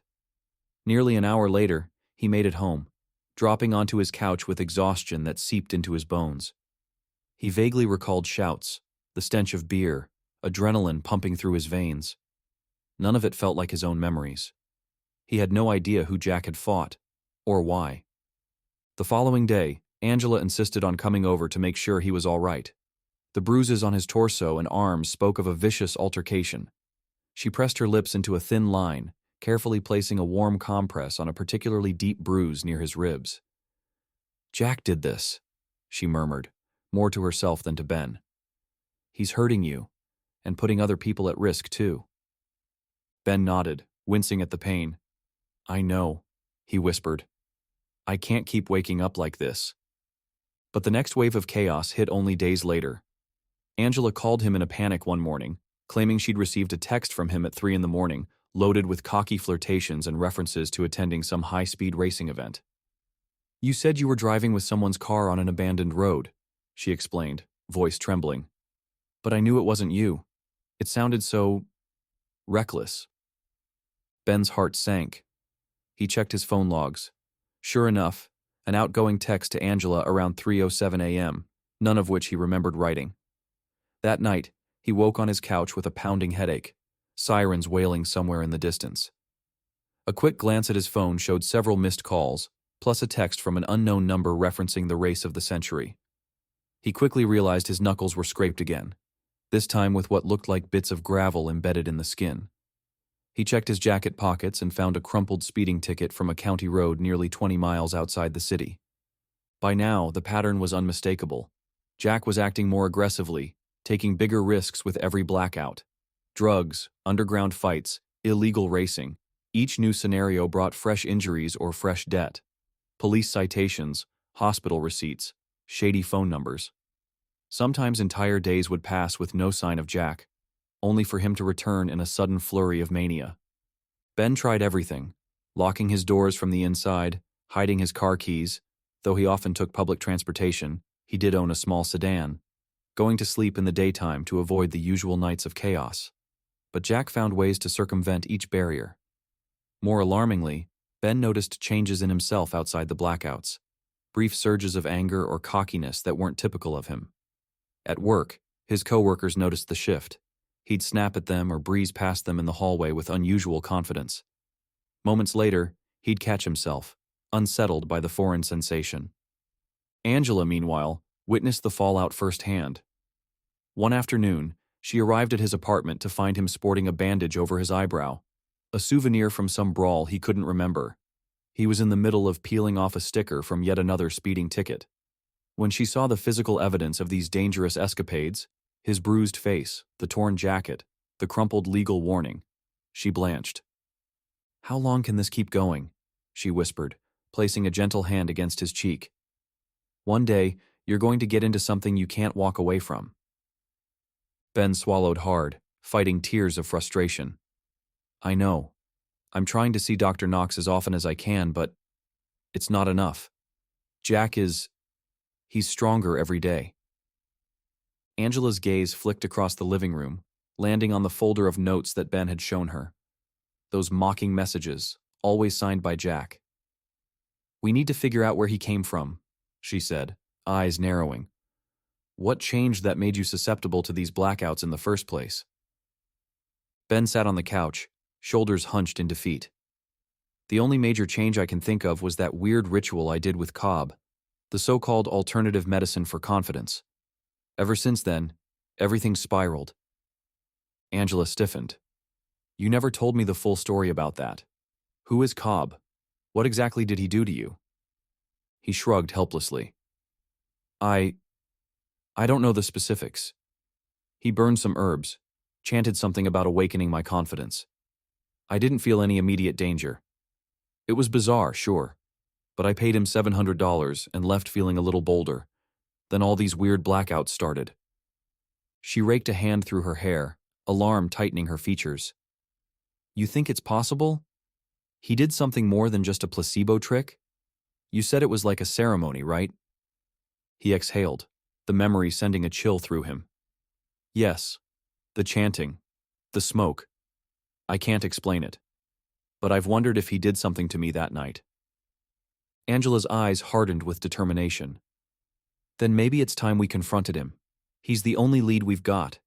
Whatever he did, I want to know. If he's responsible for this thing inside you, he needs to help us fix it." Ben's gaze dropped. A shiver worked its way up his spine as he recalled Cobb's unblinking stare, the pungent smoke, the mesmerizing chants. He had brushed off the ritual as odd but harmless at the time. Now, with his life unraveling, he couldn't ignore the possibility that Cobb had unlocked something in him that refused to go back. When Angela noticed his hesitation, she grasped his hand. "Ben, this isn't just about your blackouts. Jack is risking your life and the lives of others. We have to find answers." He nodded slowly. Despite the pounding of anxiety in his chest, relief spread through him at Angela's resolve. She believed him, and she wasn't running away. Together, they were stronger. "You're right. I'm scared." She drew closer, the warmth of her presence a small comfort. "Me too. But I won't just stand by and watch this get worse." They agreed to track down Cobb as soon as possible. Angela insisted on doing her own research, combing through the website Ben had originally found, double-checking any addresses or phone numbers. She vowed not to leave Ben alone until they found a lead, and hopefully forced Cobb to explain what truly happened during that shadowy ceremony. The next day, Angela spent hours online, making phone calls and digging up any information on Cobb's practice. Meanwhile, Ben braced himself for another possible blackout. He set multiple phone alarms, laid out everything he might need in case he woke up elsewhere. The tension grew as each hour passed without an incident, the quiet almost more unnerving than the chaos. Still, he took hope in Angela's unwavering commitment. That evening, she dropped by again, a set of printed pages tucked under her arm. "I found an address listed for Cobb's alternative remedies," she said, handing the sheets to Ben. "It's the same place you visited, but I also found complaints on a forum, people saying he's a fraud or that his rituals caused them more harm than good. Nobody's spelled out possession or anything like that, but it's definitely suspicious." Ben skimmed the complaints, which described strange after effects, nightmares, or psychological turmoil. A chill ran through him. The evidence was stacking up, confirming that Cobb's methods weren't just weird, they might be dangerous. "We have to confront him," he said quietly, "before Jack does anything worse." Angela nodded, steeling herself. The day's last light filtered through the window, casting shadows across the living room. She squeezed Ben's hand, her voice resolute. "We will. We'll go together. And we won't leave until we get some kind of explanation." She rose, eyes filled with a fierce determination that made it clear she was ready to fight for him. The battered notes from Jack lay on the table, silent evidence of the hazard that lurked within Ben. The plan was set. They would seek out Cobb. Even if the danger was intangible and surreal, Angela's decision to confront the mysterious figure who started it all provided a single gleam of hope. Ben clung to that hope, praying it wouldn't fade into another blackout before they had the chance to reclaim his life. Part 6. The Truth from Cobb. Angela pressed her lips into a firm line as she stood outside the narrow brick building with a deep green door. The carved sign reading Cobb's Alternative Remedies swayed lightly in the breeze. The last time she'd seen this place, she'd only read its name and address online.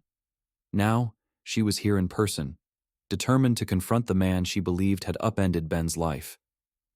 Her heartbeat thudded in her ears, but she steeled herself, recalling the bruises on Ben's arms and the desperation in his eyes. She had to do this alone. She worried that if Ben joined her, Jack might seize the opportunity to appear.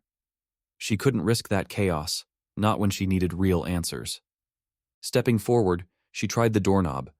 It turned, and she found herself in a small reception area lit by a single lamp with a beaded shade.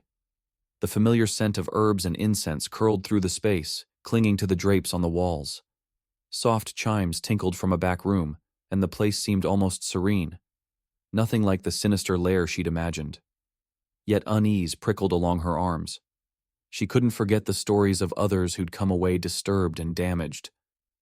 A moment later, Cobb appeared from a doorway to the right. He wore a charcoal gray tunic, much like Ben had described, and had a calm, measured expression that might have been pleasant under different circumstances. "Can I help you?" he asked, voice low.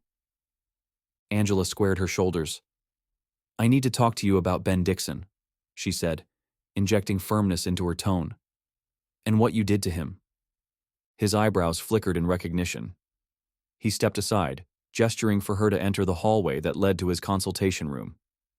"Ah, Mr. Dixon," he said. "I wasn't sure if I'd see him, or anyone connected to him, again. Very well, come in." She followed him down a short corridor lined with more of those heavy drapes. The walls bore small, carved wooden masks, all with empty eyes that seemed to track her every step. She tried not to stare. Instead, she focused on the rhythmic sound of her own breathing. Stay calm. Don't let him intimidate you. In a cozy office-like space at the end, Cobb motioned for her to sit in a low chair. An ornate table stood in the center, with several bowls of herbs and charred remains on its surface. The air was thick with the lingering residue of burned incense. Angela remained standing. "Suit yourself," Cobb said, settling down on a nearby stool. He studied her curiously. "So, Ms.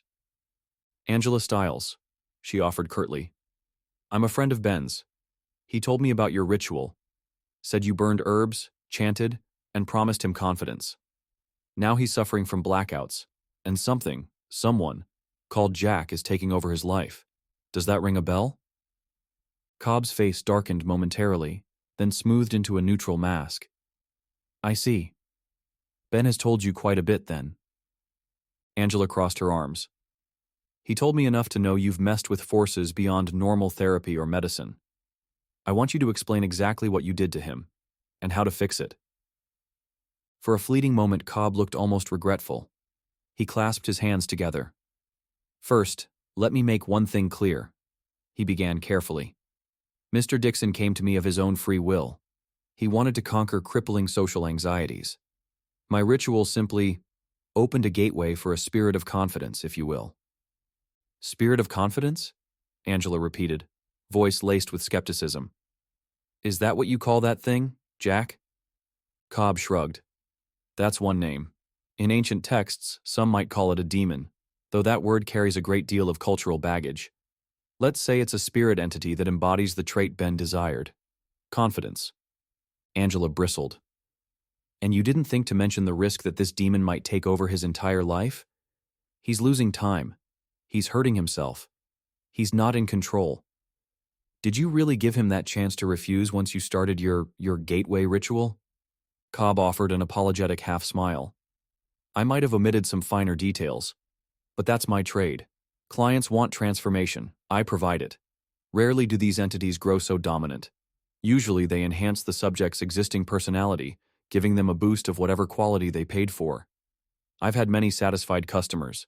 It's not my intention for the demon to fully supplant the original host. Angela's mind reeled at how calmly he spoke, as though he were discussing a minor side effect of a prescription. But Ben's demon is taking over. Are you telling me this wasn't a possibility you considered? Cobb's lips pursed. For some, the spirit resonates more powerfully than expected, especially if the client is deeply receptive. He exhaled, a hint of regret flashing across his features. I can sense your anger. But I assure you, Ms. Stiles, my business model doesn't involve disclaimers about exorcisms. That's not what people come to me for. They come for a taste of something more. A key to unlock potential. Ben had more potential than most. Angela's jaw clenched. So you unleashed a demon in his body and washed your hands of the consequences? He nodded once, as if conceding her point. I don't do exorcisms. I only put these entities in, never take them out. There was a beat of silence. The weight of that statement pressed on Angela's chest. You must know something about reversing this, she pushed. You can't just expect us to figure it out alone. Cobb studied her for a moment, considering. Finally, he sighed. I know it can be reversed, in theory, but it requires a specialized ritual not within my skill set. He steepled his fingers. These spirits don't let go willingly. Only a preacher, one who's spent years studying demonology and exorcism, could forcibly remove it. Angela's eyes narrowed. And do you know any such preacher? He raised an eyebrow, his demeanor hovering between dismissive and mildly impressed at her persistence. I have no direct contacts, but I'm sure the internet has references to exorcists, deliverance ministers, that sort of thing. Some are frauds, some might be genuine. If you want this demon out of Ben, you'll need a legitimate practitioner. Her frustration sparked. You realize this is your fault. He came to you in good faith, and now he's fighting for his life. Literally. You can't even point us in the right direction? Cobb spread his palms. I told you what I know, and I do regret the severity of the outcome, but disclaimers are not my strong suit. He stood from his seat, signaling that in his mind, the conversation was over. You have my sympathy, Ms. Stiles, but I can't help you further. I suggest you start looking for a preacher skilled in these matters. A low anger burned in Angela's chest. She wanted to hurl more accusations at him, but she could see it wouldn't do any good. Instead, she forced herself to remain calm. You're not washing your hands of this, she said, voice trembling. We may be back, and if anything worse happens to Ben, it's on you. With that, she turned on her heel and left the room, holding back the urge to slam doors. The weight of Cobb's revelation slammed into her anew once she stepped onto the street. Demons tailored to a client's desire.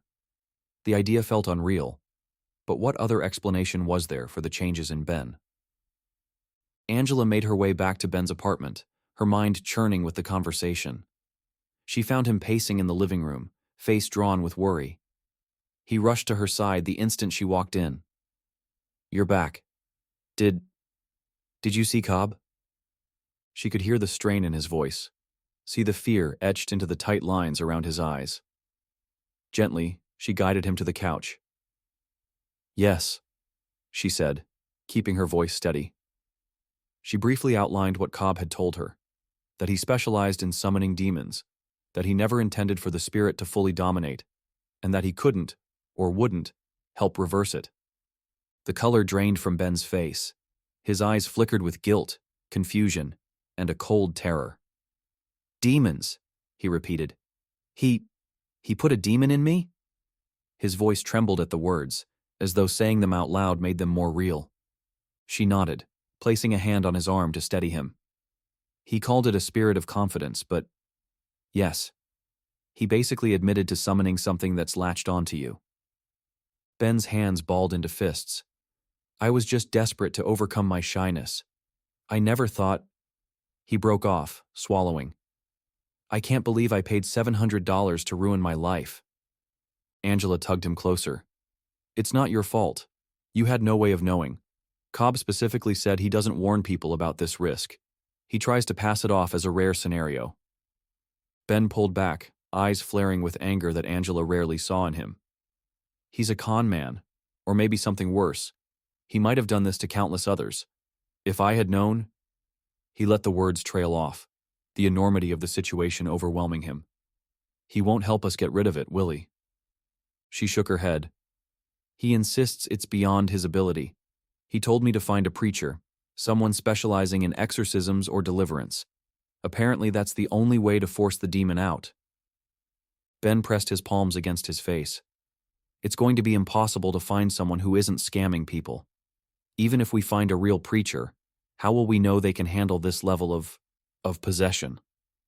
Angela's jaw set. We'll figure it out. I'm not giving up on you. He glanced at her with raw gratitude, then took a slow breath. All right. Then I guess we start searching for someone who does exorcisms.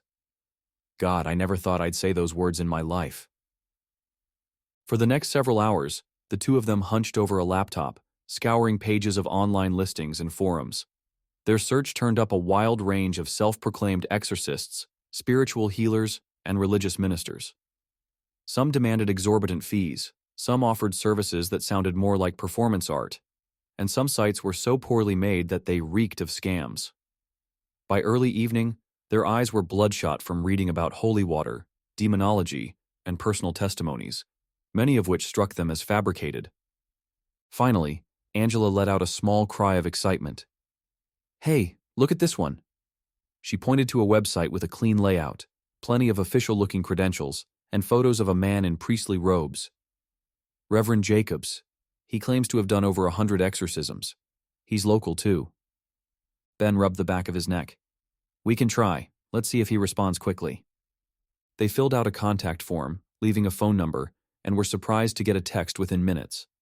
The message requested an upfront deposit of $500 before any consultation. Alarm bells rang, but in their desperation, they tried to keep an open mind. Angela responded with caution, asking for a meeting first. The so-called preacher insisted on payment to prove sincerity. Feels fishy, Ben murmured. But if there's a chance... Angela nodded grimly. Let's proceed carefully. Maybe we can talk to him in person and gauge his authenticity. They arranged a meeting at a small chapel on the outskirts of town the next afternoon. Arriving at the address, they found a dilapidated structure with peeling paint and a handwritten sign that read, Reverend Jacobs Ministries. A gaunt man in a worn black suit emerged, grinning too eagerly. He introduced himself as Reverend Jacobs, speaking in a rapid-fire monologue about how he'd battled countless demons. His eyes darted between them and their car as if assessing their financial status. Ben and Angela exchanged wary glances. The interior of the chapel was dusty, the pews stacked with boxes, and a pungent odor of mold lingered. The so-called reverend launched into a spiel about the fees required for an exorcism, then waved around a large, ornate cross that seemed more like a prop than a sacred object. He never once asked about Ben's well-being, or even the nature of the possession. When they pressed him for specifics on his methods, he grew defensive and contradictory, citing random Bible verses out of context and insisting a quick exorcism would fix everything. We can get this done in 10 minutes, he boasted. All you gotta do is pay me up front, cash only. Angela felt her stomach twist. There was no sincerity in his voice, only greed. Ben's disappointment was palpable. This man was clearly a charlatan trying to exploit their desperation. Before they could leave, Reverend Jacobs took Angela aside, whispering about special anointing oils that cost extra. That was the final straw. She marched back to Ben, grabbed his arm, and hissed, "We're out of here." The scorn in her eyes was unmistakable as she turned on the so-called preacher. "We'll find someone legitimate, thank you very much," she said icily, ushering Ben out the door. Jacobs called after them, complaining that they were refusing God's help by not paying. They ignored him, hearts sinking as they drove away. In the passenger seat, Ben stared at his trembling hands. "He was a fraud," he said, voice hollow. "I should have known it wouldn't be that easy." Angela tightened her grip on the steering wheel. "We'll keep searching," she said fiercely, though disappointment weighed heavy in her tone. "Cobb hinted there are real preachers out there. We just have to find one who's not a scammer." Silence draped the car. The day was already slipping into twilight, the sky streaked with dim orange and purple. For a moment, neither spoke, each lost in their own grim thoughts. The shadows in Ben's eyes mirrored the gloom in Angela's chest. She felt a surge of determination. They would not be thwarted by a fraud. Ben's life depended on finding the right person to remove the demon. When they pulled up outside Ben's apartment, she turned off the engine and let out a breath. "We'll keep looking tonight. There has to be someone out there with genuine expertise. Maybe Dr. Knox will have referrals, or maybe we can find a more specialized forum. We'll cross-check credentials carefully this time." Ben nodded, forcing a weak smile. "All right, let's do that. I can't handle another Jack episode. He keeps getting bolder." They lingered for a moment, reluctant to part ways. Eventually, Angela squeezed his hand and stepped out. She could sense his fear and exhaustion, but also a flicker of hope that had taken root since she first offered to help. Despite their failure with Reverend Jacobs, they had one crucial piece of truth. They knew it was a demonic possession orchestrated by Cobb, and they knew an exorcism was the only solution. Angela walked him to his apartment door, uneasy about leaving him alone. "Promise you'll call if anything odd happens," she said, searching his face. He nodded. "I promise." As she drove away, her mind raced with all they still had to do. The frustration of hitting a dead end made her want to scream, but she remained poised. She had to keep it together for Ben's sake. The resolution they needed felt closer, yet still painfully out of reach. In her own small home, Angela set up a new online search, sifting through religious directories and reading reviews by people who claimed to have dealt with real possessions. Each lead needed verification, and each questionable source had to be scrutinized. Hours passed, the night ticking by, and she found herself dozing off at her desk. A jolt of her phone vibrating brought her awake. Just a message from a friend, nothing urgent about Ben. She exhaled shakily. Relief and panic mingled before returning to the fruitless research. By the time she finally closed her eyes in her bed, it was nearly dawn. She clung to the hope that somewhere in the maze of possible spiritual healers, there had to be at least one genuine preacher capable of freeing Ben from Jack's clutches. Her last thought before sleep consumed her was that she'd do whatever it took, for as long as it took, to undo the damage Cobb had unleashed. Meanwhile, in his apartment, Ben tossed and turned, haunted by shadows of doubt. Cobb's confession rang in his mind, a demon tailored to his desire. When all he'd wanted was a little courage, he'd instead bought himself a living nightmare. Even though the so-called preacher turned out to be a fraud, the encounter drove home the fact that not everyone claiming spiritual power had any genuine ability. Time was slipping away, and Jack's presence thrummed beneath his consciousness, waiting to surge forth again. Ben prayed silently for a real solution to appear before it was too late. His phone sat by the bedside, multiple tabs open on exorcism forums and religious websites, but no real leads yet. The hush of early morning wrapped around the apartment, and somewhere in that silence, Ben felt the faint stirrings of Jack, an almost tangible reminder that the longer this went on, the more likely Jack would claim dominion. With the false preacher exposed, they were back at the start, the stakes higher than ever, and the future more uncertain than he dared to admit. Part 7. Hunt for Pastor Lee and Jack's Flight. Ben's phone buzzed on the kitchen table, jarring him from an anxious half-doze on his couch. He snapped upright, heart pounding. These days, every call or text felt charged with possibility. Either a new lead on a genuine exorcist, or evidence that Jack had struck again. His entire life now oscillated between frantic searching and dreading the next blackout. He hurried to the phone, praying it wasn't more bad news. Angela's name lit up the screen, and he answered immediately. Her voice, usually warm, came through in an urgent rush. "Ben, I found someone. Pastor Lee. He's got official church credentials, references from people who claim he saved them from actual demonic possession. They say he's the real deal. Ben's heart soared with cautious hope. Seriously? Let me guess. You want me to come over and we'll read everything together? That's exactly what I want, she said. I'm pulling up everything I can on him. He's not local, but he's only about 2 hours away. We could drive there if he can't come here. He pressed a hand to his chest, feeling the frantic rhythm of his heartbeat. Yes, he managed. I'll be right over. 15 minutes later, he was in Angela's living room, a laptop open on her coffee table. The screen displayed a website for Pastor Samson Lee, complete with a modest biography. He was affiliated with a small but reputable church, had traveled internationally for missionary work, and, crucially, performed exorcisms in severe cases of possession. Several written testimonials described lives transformed after his intervention. They looked far more genuine than anything they'd seen before.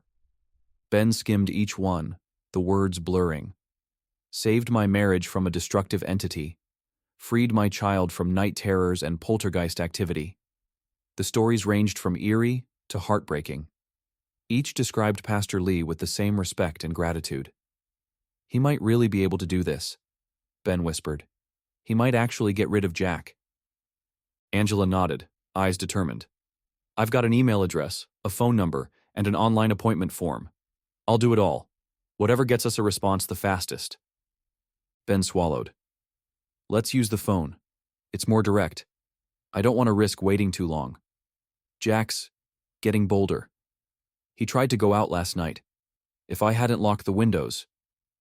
He shuddered, recalling a vague, dreamlike memory of fumbling with a window latch at 2 a.m., a wild surge of adrenaline coursing through him. That must have been Jack, trying to escape. Angela tapped her phone's screen, dialing Pastor Lee's number. A recorded message played.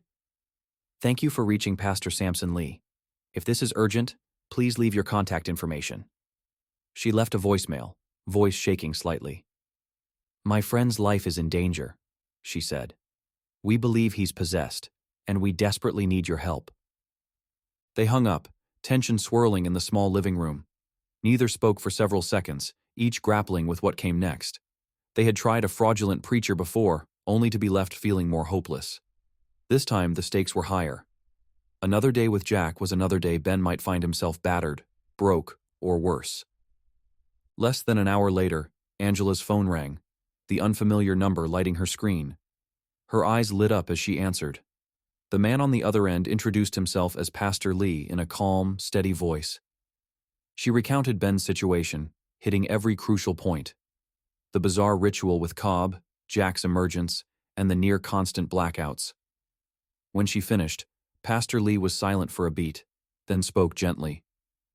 It sounds as if your friend is dealing with a genuine case of possession, he said. I can't promise immediate success, but with faith and the correct rites, I believe we can help. A surge of relief washed over Angela. That's all we need, she said. Help us try. I can send you documents, notes, whatever you need to prepare. Good, Pastor Lee replied. Send me what you have. We'll schedule a time to meet at my church, or if necessary, I can travel to you. But I prefer working on hallowed ground for something this serious. When Angela hung up, she gripped Ben's hand in excitement. He's the real deal, she said, half laughing from the tension release. He wants us to come to his church. We should go as soon as we can. Ben felt tears threatening to surface. For the first time in weeks, he saw a path forward. Yes, he breathed. Yes, let's do it. Yet a cold chill ran along his spine. Deep inside, he sensed Jack stirring, as if the part of him that wasn't truly him had overheard their plan and was already working on a counterattack. Over the next 2 days, they arranged everything. The appointment, a time slot, and a plan to drive out early in the morning to meet Pastor Lee. Angela handled most of the communication, sending him details about Cobb's ritual, the frequency of Ben's blackouts, and the violent episodes. Pastor Lee responded with questions that indicated genuine expertise, asking about triggers, whether Jack had exhibited signs of direct aggression during consciousness, and so forth. Ben tried to stay grounded, but each night, Jack's presence loomed. Twice, Ben woke up in different locations. Once in a dingy motel room downtown, no recollection of how he'd paid for it, and once in a parked car near the city's outskirts. Each time he discovered new receipts or cryptic messages on his phone hinting that Jack was on to their plan. He found them scrawled in his own voice memos or typed in his notes app. Exorcism? Nice try. Read one. We'll see who wins. Angela started taking extra precautions. She stored Ben's credit cards at her place so Jack couldn't max them out. She insisted Ben keep his phone with a new lock code so Jack would have difficulty disabling it. They even set multiple alarms to check in every few hours, ensuring Ben didn't vanish for too long. But Jack was cunning. In one brazen episode, Ben woke to find his phone smashed against a sidewalk curb. Another time, Jack had stolen Angela's spare car keys from her kitchen, presumably to make a getaway easier. The frequency of these attempts to flee ramped up as the scheduled exorcism drew closer. Angela spent more nights at Ben's apartment, or had him stay at hers, to minimize the chance he could slip away unnoticed. Despite their vigilance, there were still moments when Jack seized control. One afternoon, Angela returned from a quick grocery run to find the front door of Ben's apartment wide open and the place ransacked. The folder of notes and receipts they'd been compiling was strewn across the floor. Scrawled in thick marker across the kitchen cabinets were the words, "You're suffocating me. Let me go." Angela's stomach churned. Ben was nowhere in sight. She called him repeatedly until, hours later, he wandered in disoriented, wearing a jacket she didn't recognize. He had a bus ticket stub tucked in his pocket, half-used, indicating he'd traveled halfway across town before blacking back in. "He's trying to wear us down," Angela told him, voice shaking as she took in the vandalized kitchen. "He wants you gone. That exorcism is his death sentence, and he knows it." Ben's eyes brimmed with tears of frustration. "I'm sorry," he murmured, slumping against the wall. "I can't stay conscious long enough to fight him." She pulled him into a hug. "This isn't your fault," she said fiercely. "We just have to hold on a little longer. Pastor Lee is expecting us in 2 days." Ben nodded, tears staining his cheeks. The battered look on his face told Angela everything she needed to know. He was at the end of his rope. She silently vowed they wouldn't fail him now. Finally, the morning of the trip arrived. Angela insisted on driving, worried Jack might take over if Ben got behind the wheel. They woke before dawn, hurriedly packing a few essentials, extra clothes for Ben, the folder of all evidence they had, and anything Pastor Lee might need to understand the severity of the possession. The plan was simple: drive straight to the church, no stops, no detours, to minimize the chance of Jack messing with them. But Jack had other ideas. The first hour of the ride went smoothly. The highways were empty, the sky lightening from gray to pale blue. Ben dozed in the passenger seat, lulled by the monotony of the road. Angela kept a wary eye on him, checking every so often to make sure he was still Ben. It was an eerie process, but she knew the stakes. One moment he could be resting, the next, his posture might shift, his expression turning cocky or scornful, and then Jack would take the wheel, literally or metaphorically. They were about halfway to Pastor Lee's church when Angela noticed Ben stirring. She glanced over to see him rubbing his temples. His eyes flicked around, his breathing quickening. She'd seen that look before. Fear shot through her. "Ben?" she asked quietly. "You still with me?" He let out a ragged breath. He's trying," he whispered, voice trembling. "I can feel him pushing. Oh God, Angela, pull over, I can't." Suddenly, his posture stiffened, and his gaze zeroed in on the road ahead with alarming clarity. A chilling grin tugged at the corner of his mouth. Angela didn't need further confirmation. Jack had emerged. She swerved onto the shoulder, heart hammering. The car lurched to a stop. Before she could even unbuckle her seatbelt, Jack lunged for the door handle, throwing it open. "Jack, wait!" Angela cried, fumbling to grab him. She clutched at his jacket sleeve, her seatbelt tangling her. He jerked free, half out of the car, forcing her to scramble to undo the buckle. The driver's door slammed shut, and in the rearview mirror, she saw Jack, Ben's body, already sprinting away, knees pumping, determined to escape. "Ben! Jack!" Angela shouted, bolting after him. Her voice echoed across the deserted highway. The early morning sun cast harsh shadows as she sprinted, lungs burning, adrenaline pounding in her ears.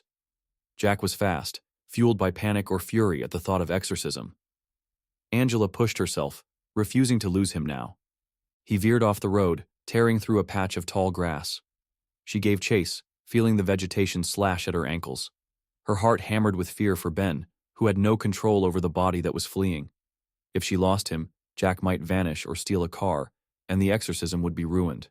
Maybe forever. With a burst of desperation, she tackled him. They crashed onto the ground in a flurry of limbs. He snarled, trying to wriggle free, but she clung on, ignoring the pain in her knees as they scraped against rocks and dirt. "You're not leaving," she spat. "I won't let you kill him." He shoved her off with surprising force, but she managed to keep a grip on his jacket.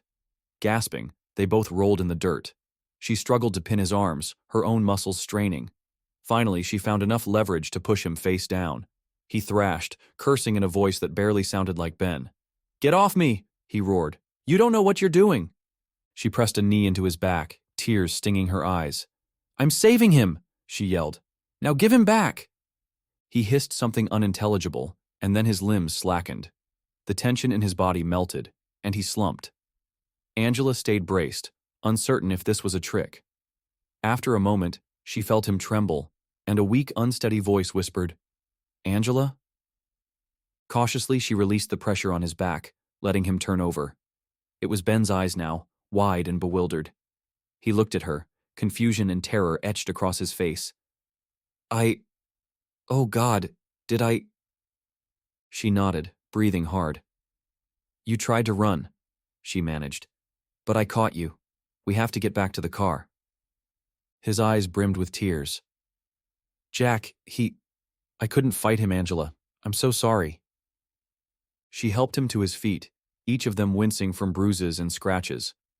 They limped back to the car, Angela's arm firmly around his waist. Once inside, she locked the doors and let out a shaky breath. "We can't stop again," she said. "No matter what. If Jack comes back, I'm tying you to the seat if I have to." A trembling laugh escaped Ben. "Do it. We can't let him sabotage this." They pulled back onto the highway, the car's tires throwing up gravel. For the rest of the trip, Angela kept one eye on Ben. He clutched his seatbelt, staring out the window, as though bracing for Jack's next attempt. But the struggle must have taken a toll, because he didn't stir again, at least not in those final miles. At last, they reached a modest country road leading to Pastor Lee's church. It was a small stone building set against a backdrop of rolling fields. A simple wooden cross atop the steeple gleamed in the mid-morning sun. Angela parked in a gravel lot beside a handful of other cars, and they sat in the silence of the engine's idle ticking. Ben's breath came in shallow bursts, tears leaving fresh tracks on his dusty cheeks. "We're here," she said softly. Ben swallowed, staring at the church. Relief and terror mingled in his eyes. "I can't believe we actually made it," he whispered. "I kept thinking Jack would slip out again, or we'd crash, or something." Angela reached over, squeezing his hand. It felt cold and clammy. "We're not done," she said, "but we're at the threshold." They got out of the car. The wind rustled tall grasses around the lot, carrying a faint hint of cedar from a line of trees. Angela supported Ben, who was still shaky, as they climbed the stone steps leading to the large wooden doors. Her heart thundered with anticipation, a swirl of dread and hope coiling in her chest. If Pastor Lee was indeed the real deal, he might be their only chance to save Ben from Jack. A middle-aged man dressed in a plain white button-down shirt and slacks emerged to greet them, a Bible in hand. His eyes held a calm gravity. "You must be Ben and Angela," he said, voice resonating warmth. "I'm Pastor Lee. Please come inside. We'll prepare." Ben glanced over his shoulder, as though expecting Jack to spring forth one last time. But for now, Jack remained silent. The hush of the church interior beckoned, promising sanctuary and a final reckoning. They stepped across the threshold, the heavy door closing behind them with a resonant thud. Tension crackled in the air, and Angela's fingers tightened around Ben's arm. At long last, They had found their way to someone who could confront the demon within him. Whether it would succeed remained uncertain, but the very fact they'd arrived felt like a victory. Yet a tight knot of apprehension lay coiled in both their stomachs. They knew that the real battle was only just beginning. Part 8. The Exorcism and the Aftermath.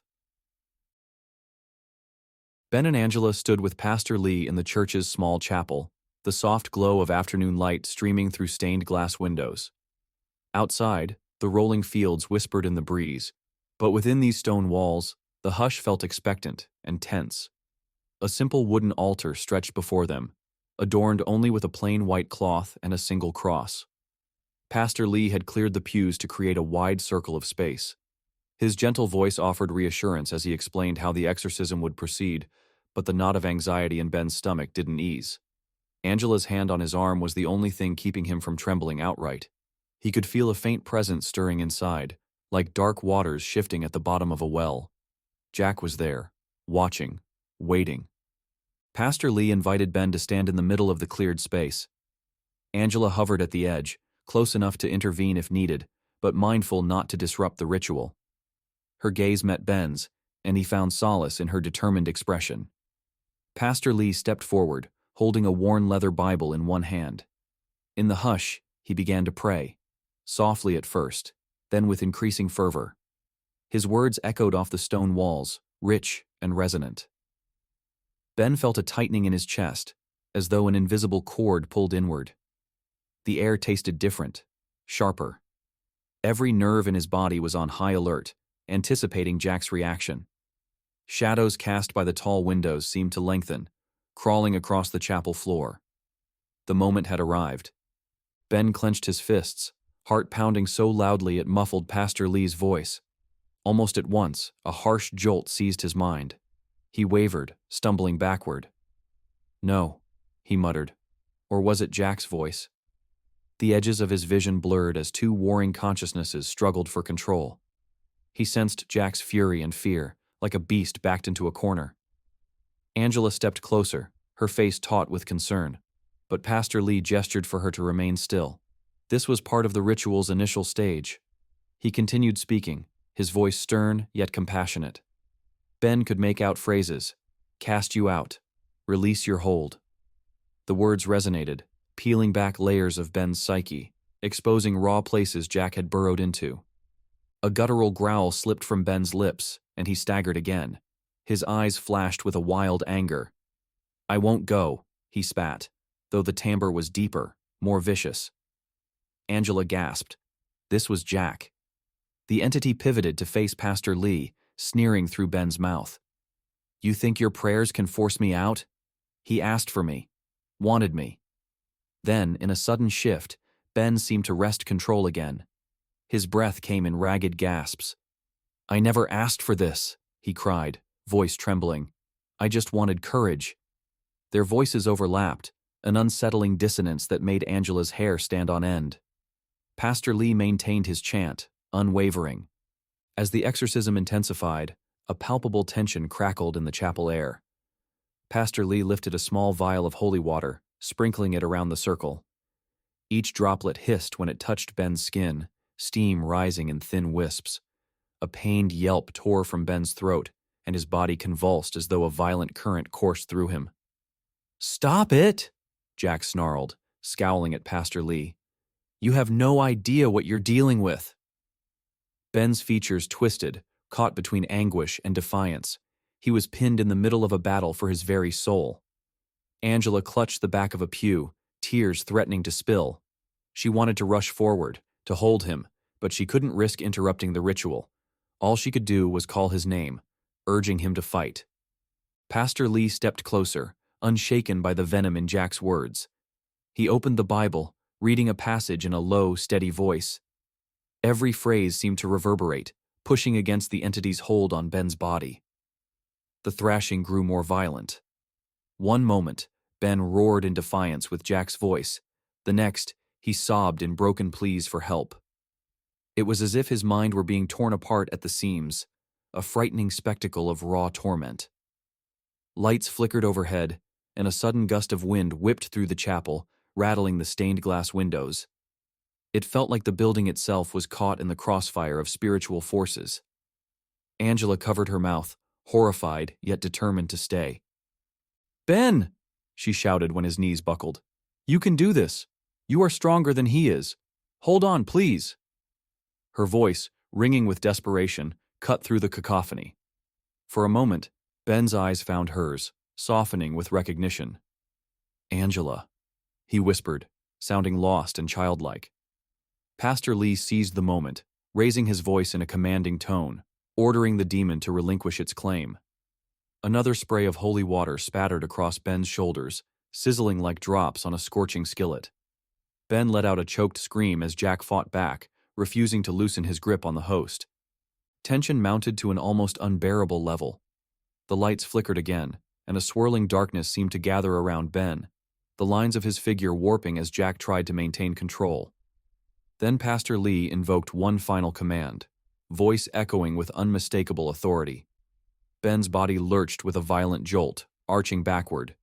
A hideous hiss reverberated through the chapel, an inhuman sound that rippled along Angela's spine. She watched in stunned awe as blackish shadows seemed to writhe just inches from Ben's skin, contorting as if torn from him by an invisible force.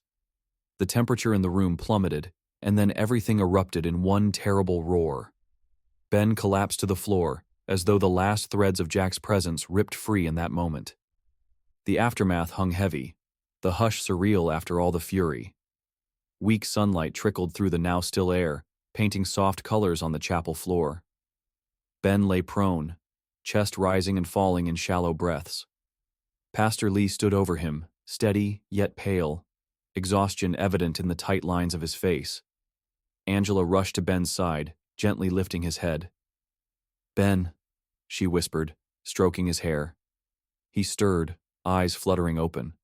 For an instant, panic flickered, no doubt worried Jack might still lurk within. Then he blinked, and tears rolled down his cheeks. "He's gone," he mumbled, voice raw. "I can't feel him anymore." Relief flooded Angela.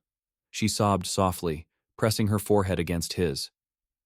Pastor Lee knelt, placing a hand on Ben's shoulder, offering a silent prayer of thanks. The last dregs of tension ebbed from the chapel. No more flickering lights, no more unsettling breeze. It was simply a quiet place of sanctuary again, though the memory of Jack's wrath still clung to the air. After a few minutes, they helped Ben to his feet, supporting him on either side. His limbs felt rubbery, as though he'd run a marathon, but he wore a small, weary smile. The weight of oppression he'd carried for weeks was lifted, and Angela could see the relief shining in his eyes. Pastor Lee guided them to a side room near the chapel entrance. There, Ben sipped water, trying to steady his trembling hands. The pastor offered gentle words, explaining that a period of recovery was natural. Exorcisms, he said, could leave the body and mind frail for a while, but with rest and the demon expelled, Ben should regain his strength, and, most importantly, his autonomy. Though drained, Ben nodded, gratitude evident in every breath. Angela clasped his hand, her own eyes wet. "Thank you," she told Pastor Lee. "You saved him, saved us." The pastor simply smiled, acknowledging her gratitude with a humble nod. He reminded them to remain vigilant, just in case of residual aftershocks, but assured them that Jack's hold had been severed. Later that evening, Ben and Angela shared a quiet dinner at a small bistro not too far from his apartment. It was a modest space with soft lighting and a warm atmosphere, the kind of place one might go for a relaxed date. They sat across from each other in a corner booth, each still processing the surreal intensity of the day. Ben kept expecting some flippant, mocking remark to flare in his mind, but there was only a gentle stillness. Every now and then, his gaze would dart around, half wondering if he'd see Jack's silhouette in a reflection. But of course, there was nothing. The demon was gone. Angela reached across the table, resting her hand on his. "How do you feel?" she asked, her voice gentle. Ben paused, searching for words. "Relieved," he said finally. "And new somehow. Like I can breathe again." A slow smile tugged at his lips. He still bore faint bruises, remnants of Jack's rampages, but his face had softened, the tension gone from his brow. They sipped on warm tea, neither feeling bold enough for alcohol after what they'd been through. The rhythmic clink of silverware against plates mingled with the soft hum of conversations around them. It felt comforting, almost normal. Angela hesitated, then spoke quietly. I was always waiting for you to ask me out, you know. Even before all this happened. I saw how nervous you got every time you were around me in the coffee shop. I found it sweet, endearing. Ben blushed, lowering his gaze to his half-eaten pasta. I was terrified, he admitted. Every day, I'd tell myself maybe today I'd talk to you, maybe ask about your job or your weekend. But I couldn't. That's why I went looking for a solution. I never wanted all this. He gestured vaguely, the memory of Jack's possession still fresh. Angela nodded, her eyes reflecting understanding. I get that now. But I want you to know something. I wish you'd asked me out as yourself, not some confident alter ego or demon-induced personality. She squeezed his hand. Your shy, gentle nature is what drew me in, actually. When you were quiet, I always sensed there was something genuine about you, something worth knowing. Ben's cheeks warmed. His chest felt lighter than it had in ages. Really? I was so sure you'd think I was just boring, or incompetent, or... She silenced him with a small laugh, shaking her head. You're none of those things. Vulnerability is what makes people human, Ben. And I like that you're not trying to be someone else. Well, she shot him a sheepish grin. Not anymore. A silent moment passed between them, charged with a gentle, affectionate energy. The swirl of the day's events hung around them, but the chaos had dimmed to a memory. Angela's fingers drummed softly on the back of Ben's hand. Listen, she said, voice turning a bit playful. I know we've been through an ordeal, and I'm not rushing anything. But if you do want to ask me out sometime, properly, maybe for another dinner or, I don't know, a walk in the park, I'd say yes. Ben's heart thudded. A cautious, warm grin spread across his face. I'd like that, he said simply. Very much. Relief and happiness fluttered in his chest. He realized how easy it felt to be open with her now. He wasn't fearless, far from it, but he no longer had to face the crushing pressure of Jack overshadowing him. He was free to be timid, to stutter, to find his own words, and to grow at his own pace. They lingered over dinner a while longer, exchanging quiet conversation about lighter topics, favorite movies, childhood memories, little anecdotes they'd never had the chance to share. It felt like they were finally starting a normal friendship, perhaps more than that, absent the fear and bizarre drama that had eclipsed them for weeks. As Angela finished the last sip of her tea, she leaned in with a soft smile. You know, it's kind of ironic, she said. Cobb's ritual was supposed to grant you confidence. But in the end, it was your own bravery that overcame Jack, not some borrowed personality trait. Ben considered her words, the corners of his mouth lifting. I guess so. Maybe I had it in me all along. I just needed to face my fears. Really face them. He looked at her, a gentle sincerity in his gaze. Thank you for standing by me. For making me feel worth saving. She reached across the table, lacing her fingers with his. You did the same for me, in a way, she said. I've spent so long chasing success, always confident on the outside, never letting anyone see my vulnerabilities. Helping you reminded me that real strength is about empathy and connection. They basked in that quiet moment, the restaurant's ambient noise fading into the background. No trace of Jack lurked in Ben's mind, no threat waiting around the corner. Pastor Lee's final blessing had chased away the shadows, and Cobb's meddling had lost its hold. The future felt open, uncharted, and for the first time, Ben allowed himself to embrace the possibilities without flinching in fear. When they stepped outside, night had fallen, a gentle breeze rustling the trees along the sidewalk. The distant hum of traffic provided a soothing lullaby for the city. Angela slipped her arm around Ben's, drawing close, and they walked at an easy pace, guided more by the moment than any destination. He inhaled the crisp air, a sense of wonder stirring within him. He had survived a nightmare, confronted a demon that thrived on his insecurities, and emerged whole. Angela glanced up at him, her eyes reflecting the soft glow of streetlights. "So," she teased, "ready for that walk in the park sometime?" Ben chuckled, feeling warmth bloom through his body. "Absolutely," he said, voice shaking only a little. "I mean, if you don't mind me fumbling with conversation occasionally." She nudged him lightly. "Fumble away, Ben Dixon. I'm not going anywhere."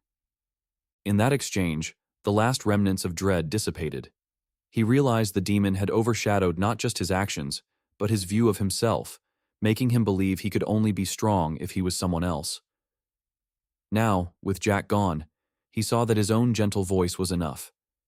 The open sky stretched above them, stars faint against the city glow, and in that moment, Ben finally felt at peace with who he was. Shy, quiet, and for once, content. In the soft hush of the evening, Ben Dixon took Angela Stiles's hand, their footsteps merging in a quiet rhythm along the sidewalk. They weren't just celebrating the end of a terrifying chapter. They were stepping into a new one written in their own words, guided by genuine affection and a tender kind of courage. And as he walked beside her, free at last, Ben couldn't help but feel like this was the first day of the rest of his life. The end.